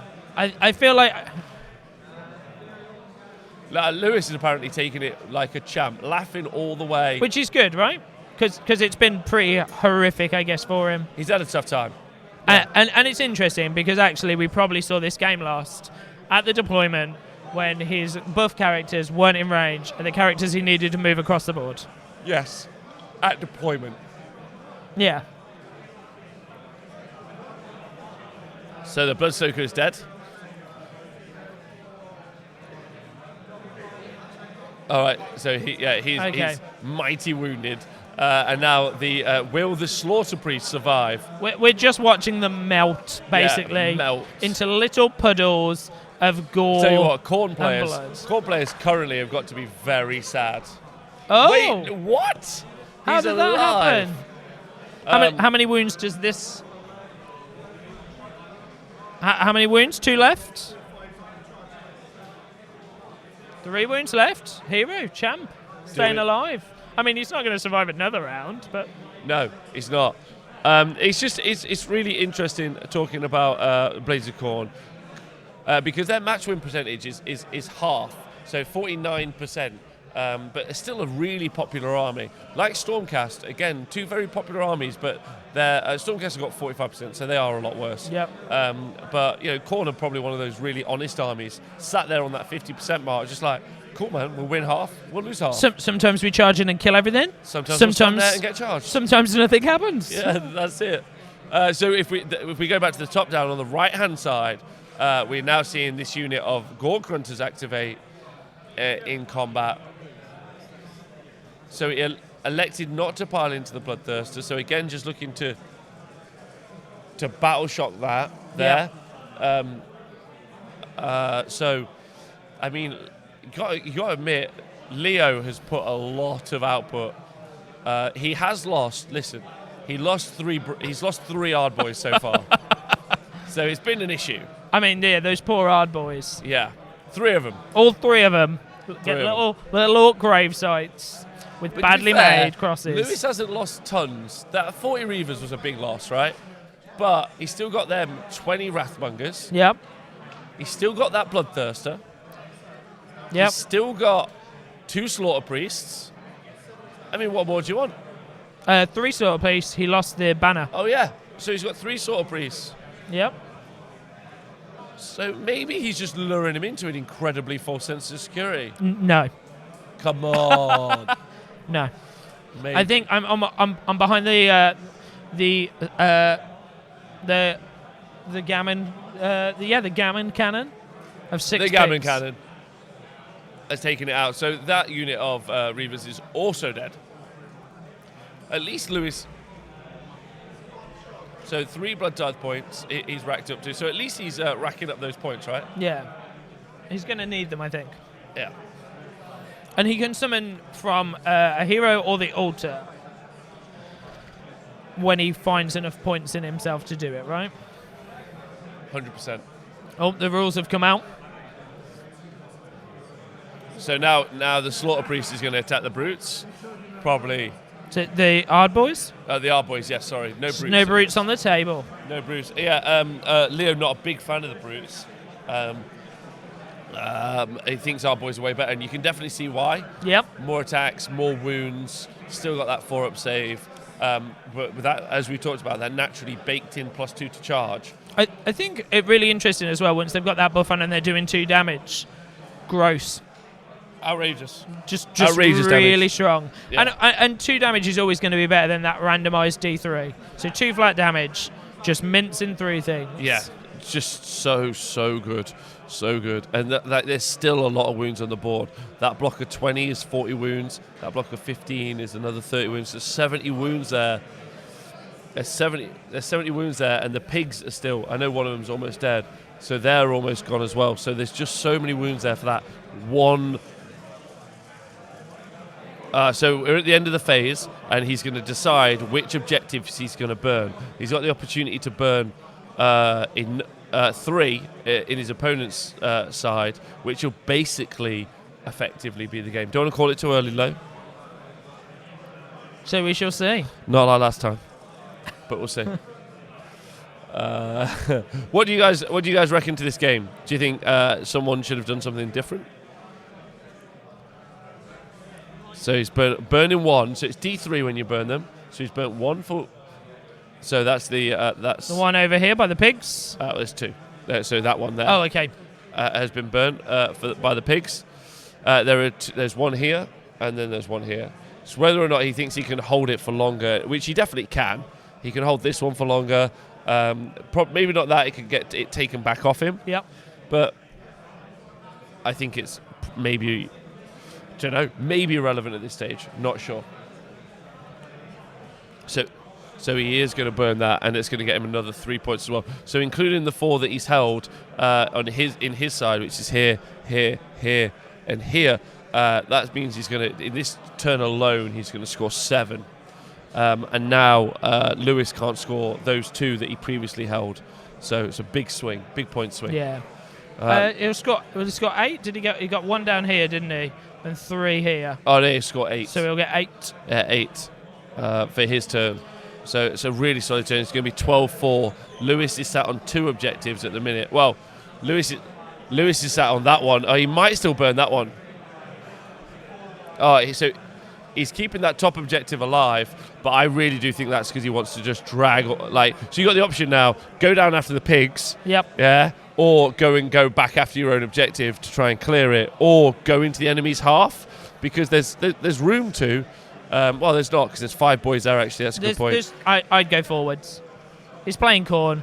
Charge the enemy. I mean, the enemy are right next to it. But the valuable enemy at the back. Yeah. Okay. So, yeah, 9 points. Because he held that one. Yes. Yes. We didn't add that in. We were ignoring that. He could have burnt it. Yeah, so now he's got 9. So it's quite hard for his opponent to even pull that back now. But we'll see what Lewis decides to do, or where he decides to go into. The issue is whatever he hits is going to hit him back. Yeah. And it's all about bodies on the board. So Lewis got lots to think through here. He's got a lot of prayers he can cast. Prayer. Here comes a prayer. He's got a prayer. It's happening. +1 armor save on the Bloodthirst. He's got a 3-up save now. Yeah, mighty. He's very happy about that. I think that's always great when we talked about how good Bloodthirsters are earlier, that even with +1 save, that demon, that Rage of Khorne, made demon by Khorne himself, 3-up save with a buff. With a buff. Normally a 4. Yeah.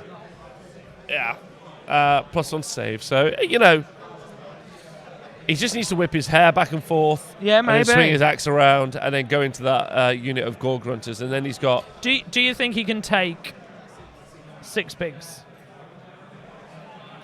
What do you reckon? No? No. Not even close. But I'll go, do you know what? I'll go and look and tell you whether or not I think it's even... I don't think it's even mathematically possible. No, it's not. They're So rubbish. 5 wounds apiece as well. They're Those rubbish. There's just all the Khorne players are just like putting their their bloodthirst on board, like, oh, I've got a big bloodthirster, and then they play with it. They're like, this is the worst.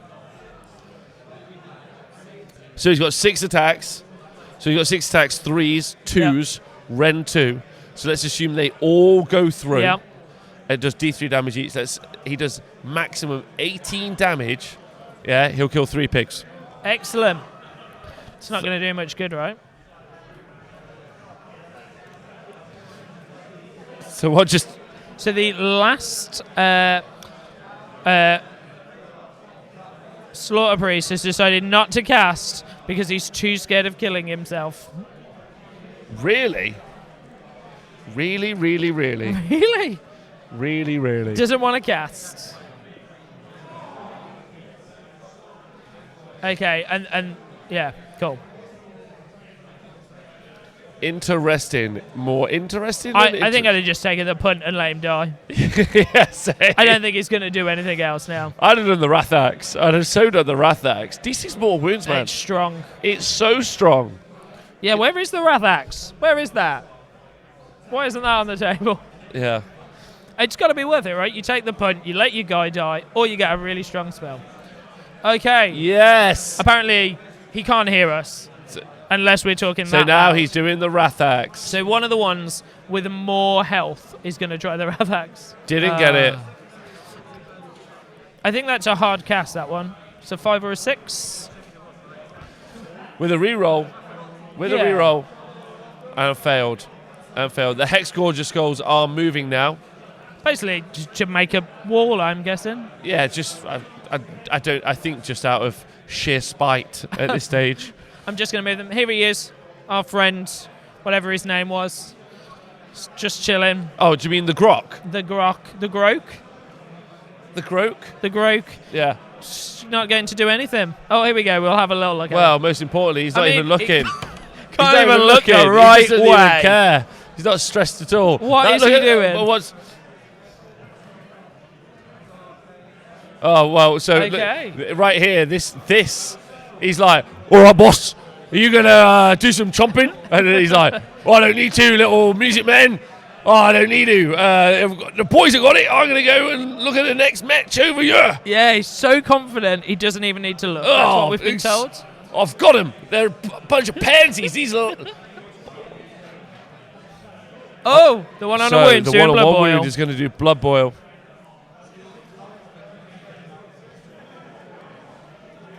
And he does 6 mortal wounds. So it was from worth him blood boil. casting, right? It was worth him trying it. Praying for it, not casting. Sorry, 'cause Praying.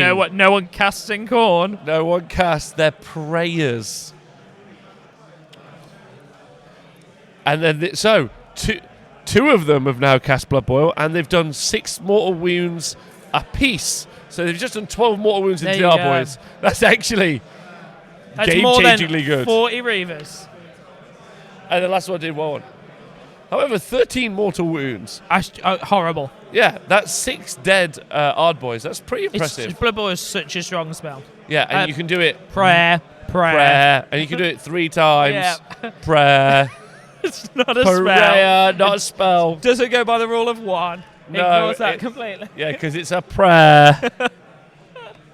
But then it could also do other judgments because they're judgments, not prayers. To be fair, I mean, we have... I'm not sure Khorne Book has got much else. How dare you, sir? How dare you? They've got nothing. Do you know, it's crazy. So I remember how much I used to hate Gore Pilgrims as a War Squad battalion, and I just don't feel like it's any good anymore. If I was to write a Khorne list, I would do 6 Slaughter Priests. Yes. And then I would see if I could ally in the rest of my army. Just do mixed chaos. 6 Slaughter Priests. As a start. And other stuff from other armies. because they're only super good inside Khorne, obviously, because of all the endless prayers as Yeah. well. But yeah, that would be good. Yeah. Just 6. Just go. 6 blood boils. Anything off the board. Yeah, let's go. I suppose just put chaff in front of them. Yeah. Like, that's not that bad. All the Marauders.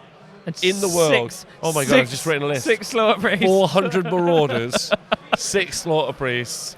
Changed my mind. But then you've got to paint them. Do I? Hashtag concept. Hashtag dry brushing. Right, so in the activation wars, just making sure those Wrathmongers are outside of 3 there. When they decide to charge, they're going to charge. Looks like he's gone for not what you and me suggested. He's gone for the pigs. Yes. Which is, to be fair, a large portion of the movement available to Leo. So that's smart. Damage, I guess. And damage. Well, I mean, yeah, everything's damagey, but like they're super fast. Yeah. So if he does take that unit out, then he gets the priority roll. He could potentially take these out, then move back up. Then I think at this point his biggest problem is going to be how he gets to and burns the other objectives before they all get burnt. His biggest problem at this point is still his priority. His deployment from earlier. Yes. That's the concern. Yeah, I think for me it was really crazy to see kind of a deployment where he ended up moving the Bloodstoker a whole way away. Yeah. So we've already found out that Leo has already picked up his hidden agenda. So he's in a solid spot. So it looks like Leo, in my opinion, is going to go on.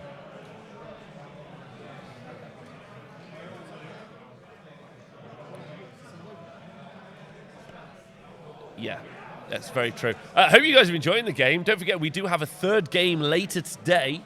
Yes. Yeah, let us know in the chat who you'd like it to see. I'm rooting for a Seraphon game. I would like that to be the case. So I know that at the end of game 1, we had some Seraphon. What the hell? We're not. Is that the table? Is that our tech man telling us we want to see gits? Shut up, tech man. Yeah. What's this guy doing? That's what he's saying. He's like, I want to see gits on the screen. That's what he wants. Is that what it was? So the Bloodthirst is just on D3 mortal wounds onto He killed a pig. Onto the pork chops. Which has now made that charge bigger. Has made that charge bigger, unfortunately. So that means that they... so they're down 2. Oh, it was 1 wound, sorry. It was D3. 1 wound happened. It killed the 1 pig who was on 4 wounds already. Yeah, so people are asking for Fire Slayer's Mike in the chat. See what he's up to. There's also a Bone Splitters armies here. There's a couple of Seraphon armies here. There's 5 Seraphon armies. There is 5. 5. And there's 1 that's just all Pterodons. Pterodan. Pterodan. Par UK, thanks for subscribing for 20 months. Love you loads. Which city are you currently working on? Can't wait to know. It's upset me that Par's doing a city. Is he? Why? Because he's just a Beast of Chaos player. No, he's the original Free People's player in my world. Yeah, but I don't want to see that. I like him walking around with a big tray of goats. It's kind of cool though. Like when he invites his friend over to play or something, they can just play humans versus goats. That is true. Okay, we'll have that happen. That's a great like. And Par's doing Tempest. Ooh. Kenny Lowell from the Combat Phase podcast says, just enjoying the knee stabbing again for 18 months. Big fan. He says, look, I'm not asking for Fire Slayers. I'm telling. Oh. But they're just not as cool as old Slayers. Someone's going to stab me and won't leave the venue alive. But they're just not as cool as old Slayers. Yeah, interesting. I wonder what will be the Ascendant army on the tabletop. We shall see. It'll be interesting to see as well. So some Seraphons won in game 1. So it'll be interesting to see how they're coming out of game 2. As probably the oldest battle tome in Age of Sigmar now. Say that again. Seraphon have probably got the oldest battle tome. Apart from Everchosen. Ah. And as we know now from the leaks, we know that there is a Slaves to Darkness battle tome coming out very soon. Yes. In November. So December. So I mean that's exciting. Yeah. So in the charge phase, the Wrathmongers have made their charge, as has smashed it. As has the Wrath of Khorne Bloodthirster at that bottom there. So will those... The Slaughter Priest and the 2 Banner Bearers have also charged into the combats up here into... So this looks like the last charge of the Red Brigade. Yeah, I think so.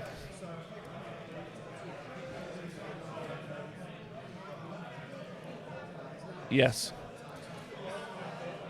So, because of Leo's because of his clan, Yes. he's going to spend command point and then use a unit in his opponent's charge phase to charge, as you can see here. So, at the end of the charge phase, he spent a command point. Yeah, right? So, then this unit of Ard Boys has now elected to charge because you can, and he has. Here So we go, now, here we go. here we go. So that's what he's used. Here we go. Smash some leads. So he's in. Oh, what a pleasant experience that must be for your opponent. It is tactical, though. It's great. You do have to plan for it. Also, you're spending a command point for a charge roll. Yep. That's much harder to do. But I do like that thing where someone's like, I've just doing all my charges, I've finished all my charges, cool. Command point, I'm charging you. Yeah. My orcs are angry. Here I go. We've had a question from Matrick in the chat. Oh. What is it? Okay, so Matrick says, hey guys, he loves the coverage, and he's just about to buy his first AOS box today. Are Seraphon any good? Because dinosaurs riding dinosaurs seems awesome. Couldn't disagree with you more. Currently, Seraphon, unfortunately, have got quite a low match win percentage if you look at them compared to other armies, and as James stated earlier, they've got one of the oldest books in the game. That doesn't mean that they're not going to get updated at some point, but they might unfortunately ever get the Sylvaneth treatment. So when you do buy something that's got such an old tome, you are running a risk that some of the things that you love and buy might not be effective in the game, but it really does depend on what you want to do. If you want to play like top tier competitive play, guaranteed might not be a wise investment. However, I would argue that that army itself, because it's so delicate and some of the items it can use are so fragile in some ways, it's just such a good army to learn with. Yep. So it's a great army. It's got loads and loads of tools. Just some of the elements, for instance, the Carnosaur is just rubbish. Yep. The Troglodon is rubbish. But the Engine of the Gods is good. The Bastillodons are great. So there's some really good elements in there, and the Skinks are really good as well. So what they'll do is they'll help you learn how to play a much harder game. Then if you ever get given the tools to play an easy game, you'll have better skill sets. So, it's a great army. And you should always go what you're passionate about, right? Yeah, absolutely, and I think that's super important because you've got to want to build it and paint it and then play it, and all that really matters. I also think it's really cool. So I don't know if you've been in the chat before or if you're new to the chat, but there's a load of people in the chat whose names I can see keep appearing, who know a lot about the game and are really into it. So it might be worth having a little look at what they're saying too, because there seems to be a load of people talking about Seraphon, and there seems to be a lot of love for Seraphon in the chat. Well, today. Seraphon is actually our Greek Seraphon player. There you go. So there you go. So if anyone knows how to play them fairly well, it will be him. And I'm a long-time Seraphon player. Big fan. But cool army. Right, on the tabletop, we just found out that the Bloodthirster has had to attack first, because if he doesn't, then what's going to happen is Leo would be able to activate Smashing and Bashing. The issue is I think now, after his next activation, Leo still will be able to do a bunch of Smashing and Bashings. So having them all locked in combat is really, really tough. Also, don't buy Saurus Knights because they're ugly.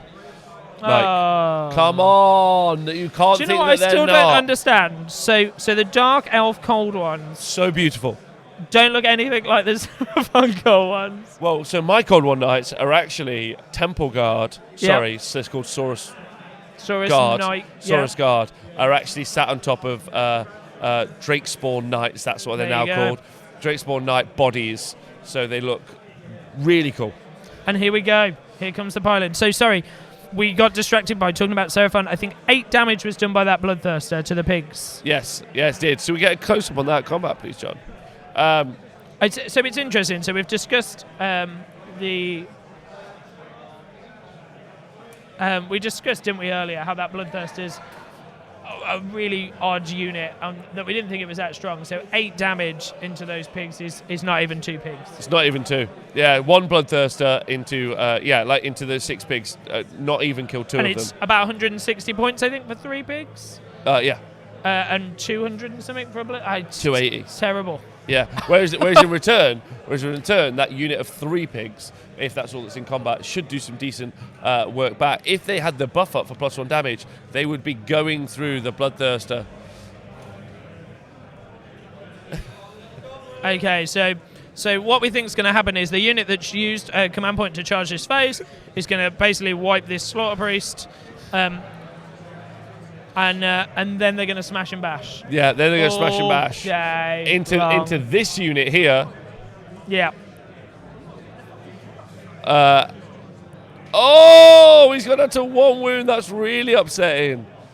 So that means he hasn't. So has that unit got any more activations into any of the models or not? Yes, I'm guessing there is. Oh, so this goes on 1 wound. So yeah, so the Slaughter Priest with 1 wound. If he dies, he's down to. So he's down to 2. Oh, so no, so they're not going to smash and bash. Wow. Okay, that's pretty upsetting. I mean, none of these that are in this combat are a threat realistically. No. But, you know, loads. So 1 damage to Blood Secret as well, so no smashing and bashing. Question from All by Phil, have you worked on your competitive Bone Splitters list yet? Unfortunately, I haven't, All by Phil, because actually after the review show that I did with Nathan the other day, I've actually decided that they're really, really bad. That's been my decision that I've made. What's that? The Bone Splitters army is really bad. Yeah? Yeah, in comparison to the Ironjawz element of that book. Okay. So does that mean you're going to do an Ironjawz army? No. No, it's just they don't have the multi-tool sets that I would prefer to play with. Okay. So, not sure. ATM. So, you heard it here first. He's going to do more tribes. Listen, I've read their scrolls as well. Oh, the Iron Blast is sad. I'm not going to do Bone Daddies. I'm not interested in Bone Daddies. But Slaves to Darkness. But Bone Daddies, as Slave to Darkness. Austriac Bone Reapers or whatever they are. Austriac Bone Reapers, yeah. So I have to say, some of their rules look really good fun. They, in my opinion, it's only my opinion, are hideous. I don't like the models, and I know people do. I don't think I could play them because I just think they're hideous. Yeah, plus also playing Death is just the worst. Yeah, the worst. So, which unit is activating now, please, table boss? Love to know. He's threatening us. We're getting told off for not liking Death. Yeah. I mean, okay. So, did the Wrathmongers activate?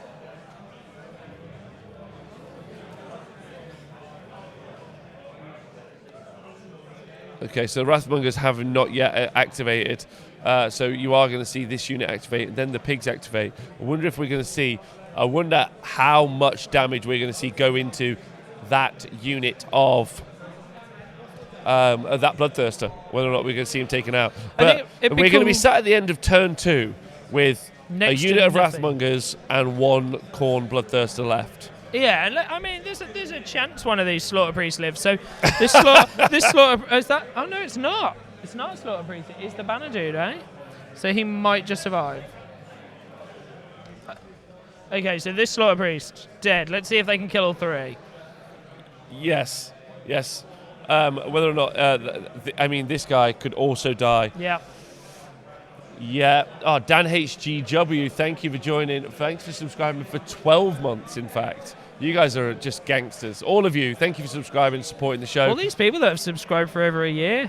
Yeah. Well, yes. Oh, well, hopefully everyone, and it's only because of everyone who subscribes and everyone on Patreon that we're able to do better and better content on the show. So if you guys have enjoyed it, then massive love and thank you. And it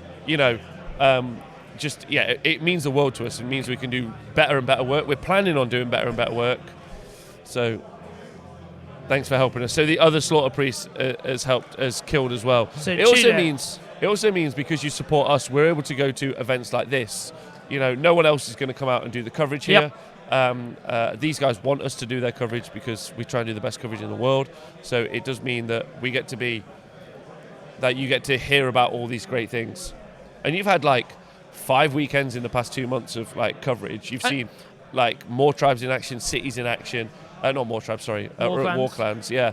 In competitive output. So that's really why we're here. Yeah, and I think it's super important for the community, right? So everyone in the channel, there's some names there that we would see at some events, but they might not have made it today. It might be too far for them.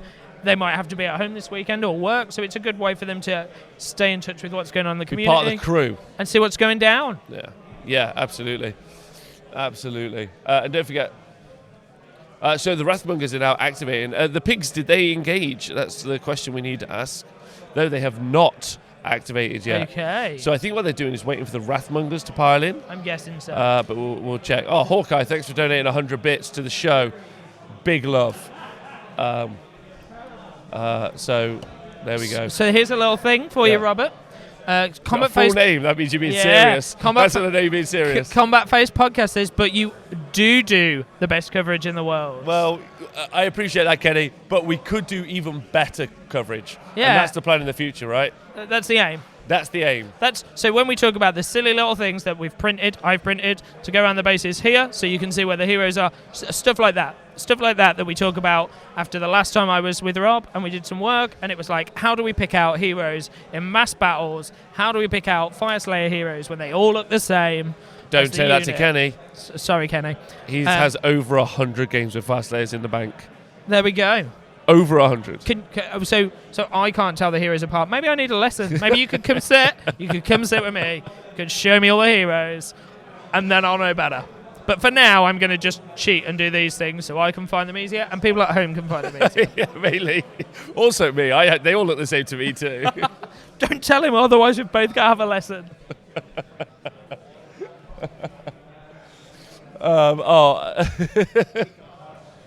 Well, I'm glad you guys are enjoying it. So we're in the combat in the bottom right-hand corner now. Yeah. So we've got 3 of the 6 pigs is now dead. I'm sad.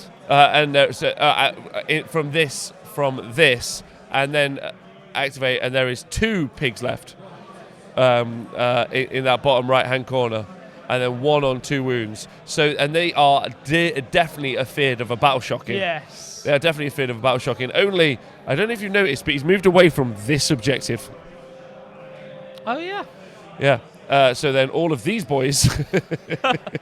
So there has to be a point now where he's maybe aware that he's going to struggle to pull it back, and maybe he's just going for kill points. Maybe he's doing the Khorne thing, he's going for kill points, or maybe he's pushing for blood tithe points. Yeah, I would argue at this stage it's absolutely impossible for Lewis to pull it back unless Leo decided to just not have a go. Classic play. Yep.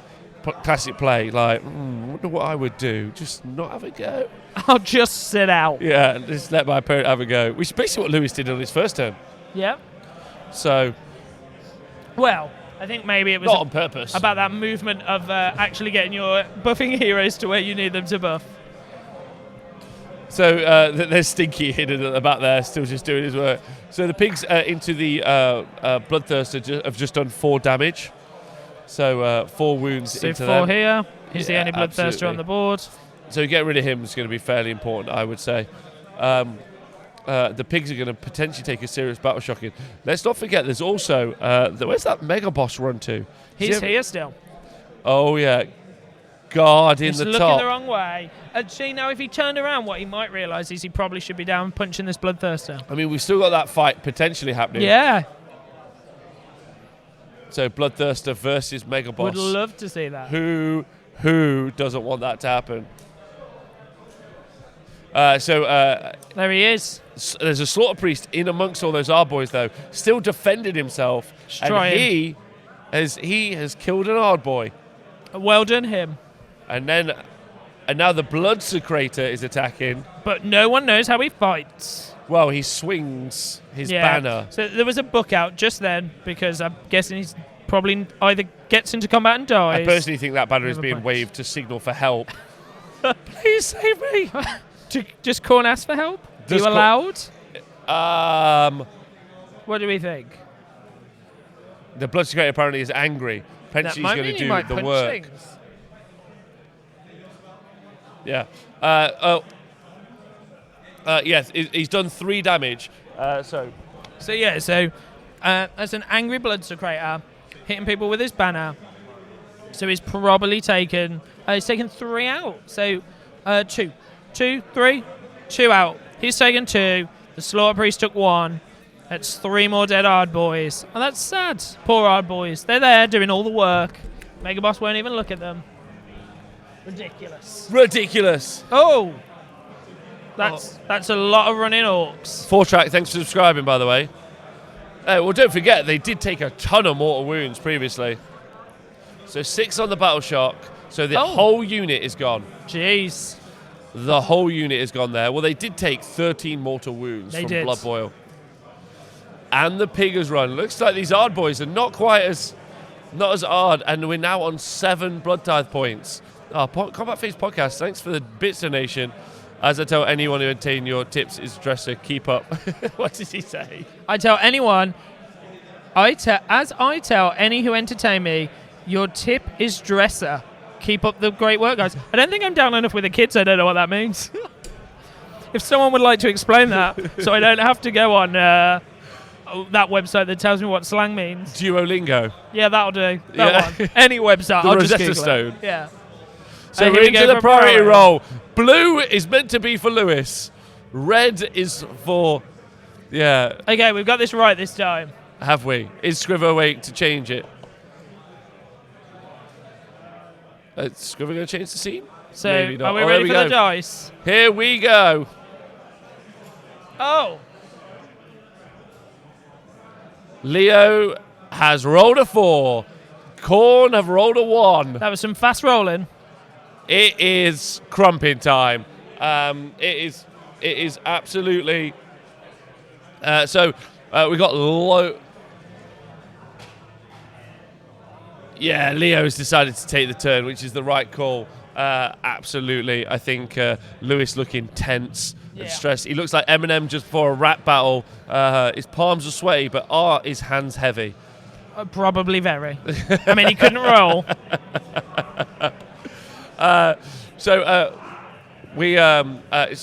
think we can definitely say that Leo's in the driving seat in this game now.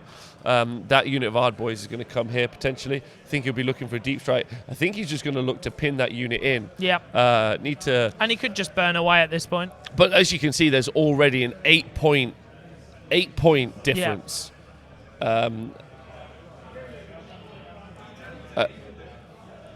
Absolutely. So +1 damage has gone onto the war channel, right? Yep. To the war boss. To the war boss.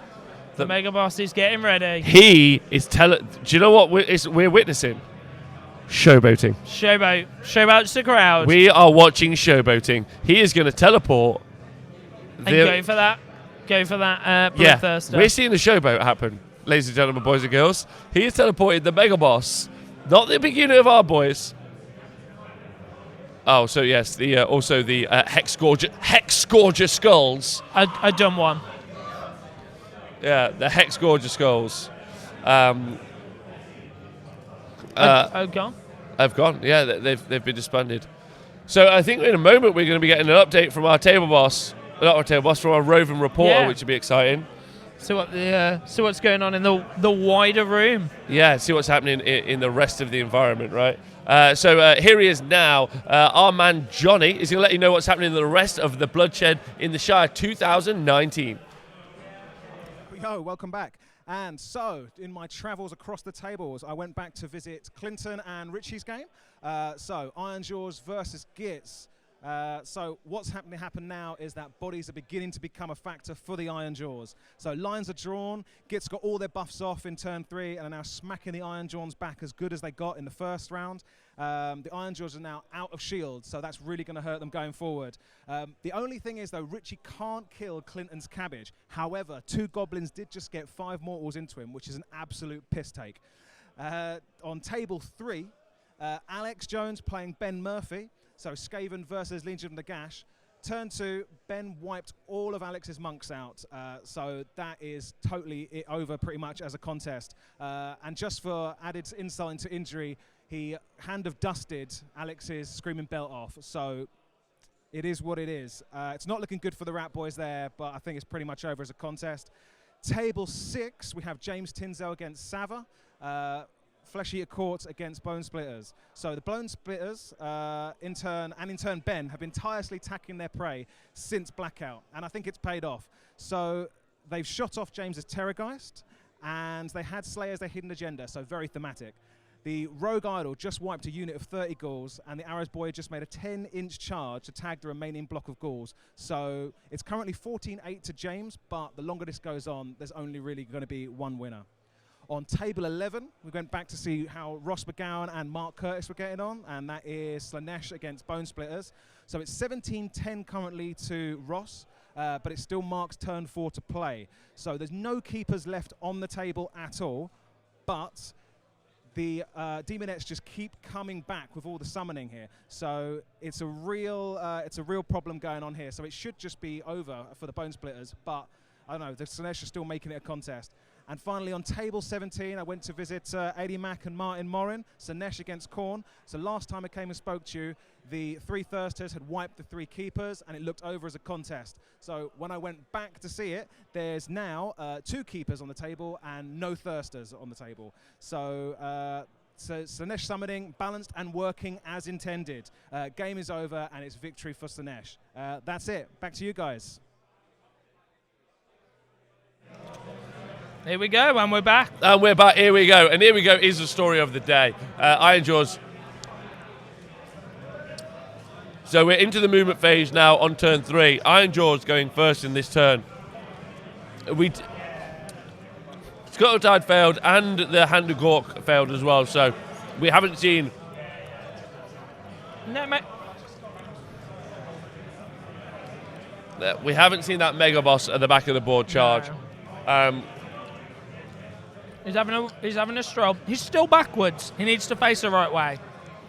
He is still backwards, but he is doing it. Yeah, very excited to see some of those games happening around. Looking forward to hearing about some of the hot goss from Johnny as we go through. Sounds like some good games at the rest of the event, eh, James? Yeah, absolutely. Good. There good we job. go. The Mega Boss has better. realised he needs to keep his eye on the prize. Come on, get towards the target. He's supposed to be the biggest orc. Yeah. Orc or Uruka. orc. I mean, they've been at orc for a long... Oh, there was some screaming. Yeah, The orcs have been for a long time. Yeah, if you actually wear socks too long, you can actually get Urukas all over your feet. Yeah. Yeah. That was terrible. So, there's just not... I mean, what is there? So that's a wound marker. There's 1 point left here, 1 point left here, and 4 left on the other side of the board at this point. Yeah. So, yeah. Yeah, the objectives are here. Leo definitely in this turn is just going to burn all the objectives because why wouldn't you at this stage? Yep, all that's left is that one. So that's a wound marker here. Yeah. So that's not one. Oh, sorry. Yeah. I did that about 2 seconds ago. So he's just going to burn everything, and it's just going to be game over, in my opinion. Well, it was way before, truth be told. This unit of Ard Boys are going to be moving, and looking to... well, they might still be locked in combat, actually, with that Slaughter Priest. We're locked in with 1 Slaughter Priest here, and I think 1 Blood Secretor here still. Yeah, so they've still got the balance of power, and like we said, they got 8 points lead. As you can see, that 9-point swing, 8-point swing in turn 2, just changed the shape of the game realistically. Yeah. So an important question's come through on the Twitch chat. Pocky John would like to know if you, Rob, got a bag of bad jokes for your birthday. Bag of bad jokes for my birthday. Yeah, is that where they've come from today? That's what I'd like to know. No? Okay. No. However, I did get a bike made out of spaghetti. The other day for my birthday, and my friends were shocked the other day as I was riding past her. Oh dear. And there you have it. Pocky John was right. So the Slaughter Priest has died there in combat with those Ard Boys. We are then going to be they're free. And there's also the Blood Secretor left. He's the only Khorne hero left on the board apart from that Bloodthirster. So he is in a tough spot, potentially going to die. So we're hitting on 2s because the killer beat is what's happened. Excellent. So another prayer going on them. Having a bang. Having a bang. Bada bum, bada bum. You also have the go faster beat as well, so you can charge 3d6. Lovely. So that unit, so he's super he's dead. gone. Yeah. And good morning, Canada, LLV. Oh yeah, big love. Or good afternoon here. Yeah, afternoon. My personal hero, AD Mac, in the just hanging out now. He's currently sat on 2-0. I'm going to watch him take out the event. So chuckle like a child as he does it. What's AD Mac playing this weekend? He's playing. Do you know what he's playing? A really off-meta list. There's only 4 of his army at this event, so that's all you'll need to know. There we go. Excellent. So, the end of the turn. At the end of the turn, we've seen the objective at the top has been burnt for D3. How much on the D3? For 1. So the only one left is next to the bag of bars. So, sorry, this one here, not the top, the bottom, has been burnt there. So that means it scored another point. And obviously on the 4 he's already got, he's got 19. So there's now a 14-point change. It's actually, so D3, so even if you roll them all, that's 6, that's 12, and then that would put you on 17, then you would have to go hold your, so 18. So it's not possible. It's not actually possible for Lewis to win the game, I'm pretty certain. So we'll see what he does in this turn, though, with his Wrathmongers. Yeah, I guess the only way it works is if he takes all 4 of those simultaneously this turn. And that one back. Yeah, he has no hero phase, straight to movement. Those Wrathmongers are moving forward. Not as many of them as once were, but doesn't mean they can't win the game. Yeah. All on their own. But the math says... Well, the math... realistically, I think he needs to take all those points, hold them and burn them at the end. You're right. What you do... What's currently happening is Leo is giving Lewis an excellent opportunity to succeed. Yeah. Yeah. He's giving him an opportunity to excel, and only excel. That's good point. So there are 4 special trophies that are available here at the tournament. There's one for each Grand Alliance, and the Chaos one is who has the most kill points. Yes. And so there we go. So Khorne looking to get the most kill points on the board for themselves there. So that's what Lewis is currently after at this stage. Probably not after the game. Yeah, I don't. So I don't think it's physically possible. So he's got 2 units left on the board, and he's got to take 4 points on his opponent's side. 1, 2, 3, 4, and this one back, and burn them all, and hold them all, and re-roll them all, and roll 3s pretty much on all of them to actually have a chance. Exactly. So we're now in the shooting phase. That Wrath of Khorne Bloodthirster is going to be doing its shot. It looks like he missed. So unfortunate there. He's going to be going for that. So this unit of our boys at the bottom can die.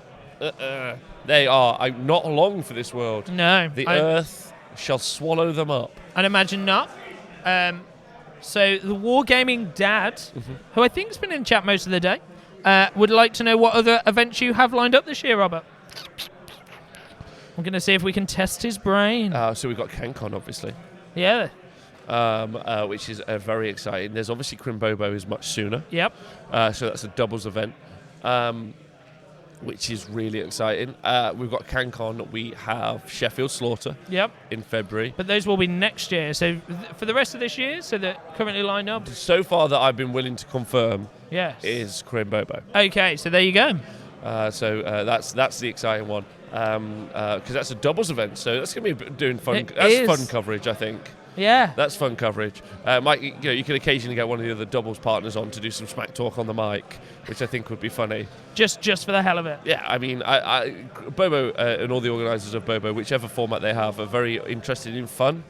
They very much want people to enjoy their event as opposed to just concentrate on gaming. Yeah. So it's nice to show that through the coverage. Yeah, and I'm playing that event. Very exciting. We should get a stream calendar up. You are correct. I will add that to my list of things. We'll just write it on him. We'll write it on his hand or something. And then a little I love James maybe underneath, but we'll see if he notices. So the Bloodthirster has attempted that charge. He has failed the charge, and then he has spent a command point to re-roll it. I feel like if anyone in the stream would like to donate to a new dice fund. Yeah, Lewis needs for new Lewis. dice. He definitely needs new dice. Lewis needs new dice. Also, if he's interested, I have a book on the Honest Wargamer called The Workbook. Might be worth reading through. There you go. He can have a little read. Yeah, it's a little read. Take some time to go through that game there. That's a cool shot, though. Look at that. He's done a really nice job on that skull altar. Yeah. It's a nice piece of terrain, the skull altar. Yeah, I don't like is. Khorne, but it's a nice piece of terrain. Oh, we're going to have a little look. Oh, yeah, it's nice. It looks good. I almost feel like, I don't know whether, I mean, the camera's good detail. Even the skulls at the bottom look really good.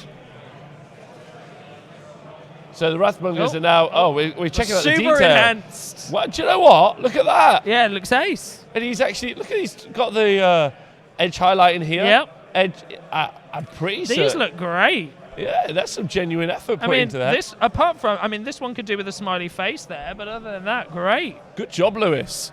Good job. So the Wrathmongers did charge in there. They got their 5 heads and bodies. So those guys. So there's one objective left somewhere under them, is there? Or is that one gone? It's gone. Oh yeah, so all that's left is next to the Mega Boss, which means he's going to score no points this time. Nil point. I don't score the one because he still holds the objective. He doesn't have any. So Lewis has no objectives now. Sad face.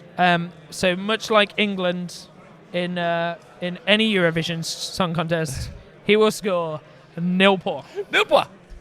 And that might be the first time anyone has compared Age of Sigmar to the Eurovision Song Contest. I don't think it is, actually. Even better. There I was, thinking I was a trendsetter. Rob's crushing my dreams. I'm so sorry. I've actually heard our table boss, Mr. Simon Speckles, is entering the Eurovision Song Contest this year. He is. With a song called Flesh-Eater Courts Are Awesome, Why Does No One Love Me? Yeah, but I don't think, realistically... He'd probably do better than most England entries. It's true. Oh, apparently he'd like to claim he is Welsh. Well, he plays like a Welshman anyway.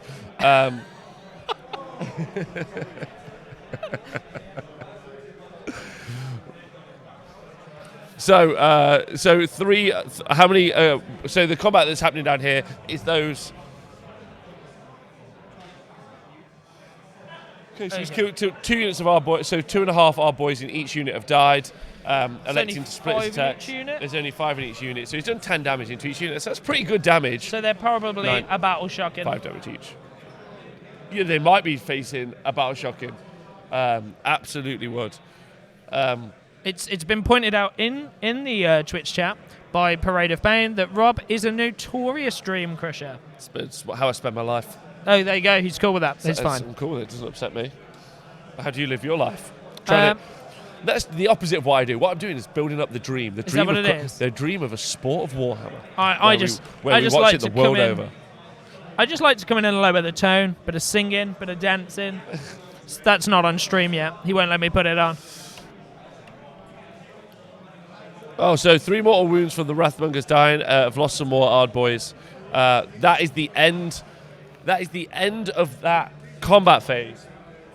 And that does mean it is the end of that game, because with those points on the board, there is 0 way. Scrimmage wanted to get that last look at Stinky. But not getting him in focus. Here we go. Oh, there he is. There's Stinky. There's Stinky. He lived out the whole game. Stinky Malinky. So with an impressive lead from from Leo, sorry. That is going to be the shape of the game at the end. This unit of Ard boys are going to run. They can roll the priority, but it doesn't overly matter. This guy might go there, they might go there. But points-wise, I'm calling it. Yep. That's the game.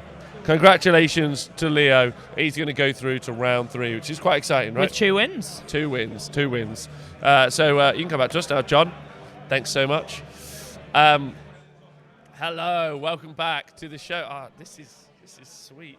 Just fixing what your did hat you, there, what did Robert. you make of that game? Yeah, it was good. I think it was interesting to see. So we talk about it quite often. Probably not as much on stream as maybe when we have our general conversations, but how important that deployment is and how a game can be won or lost at deployment.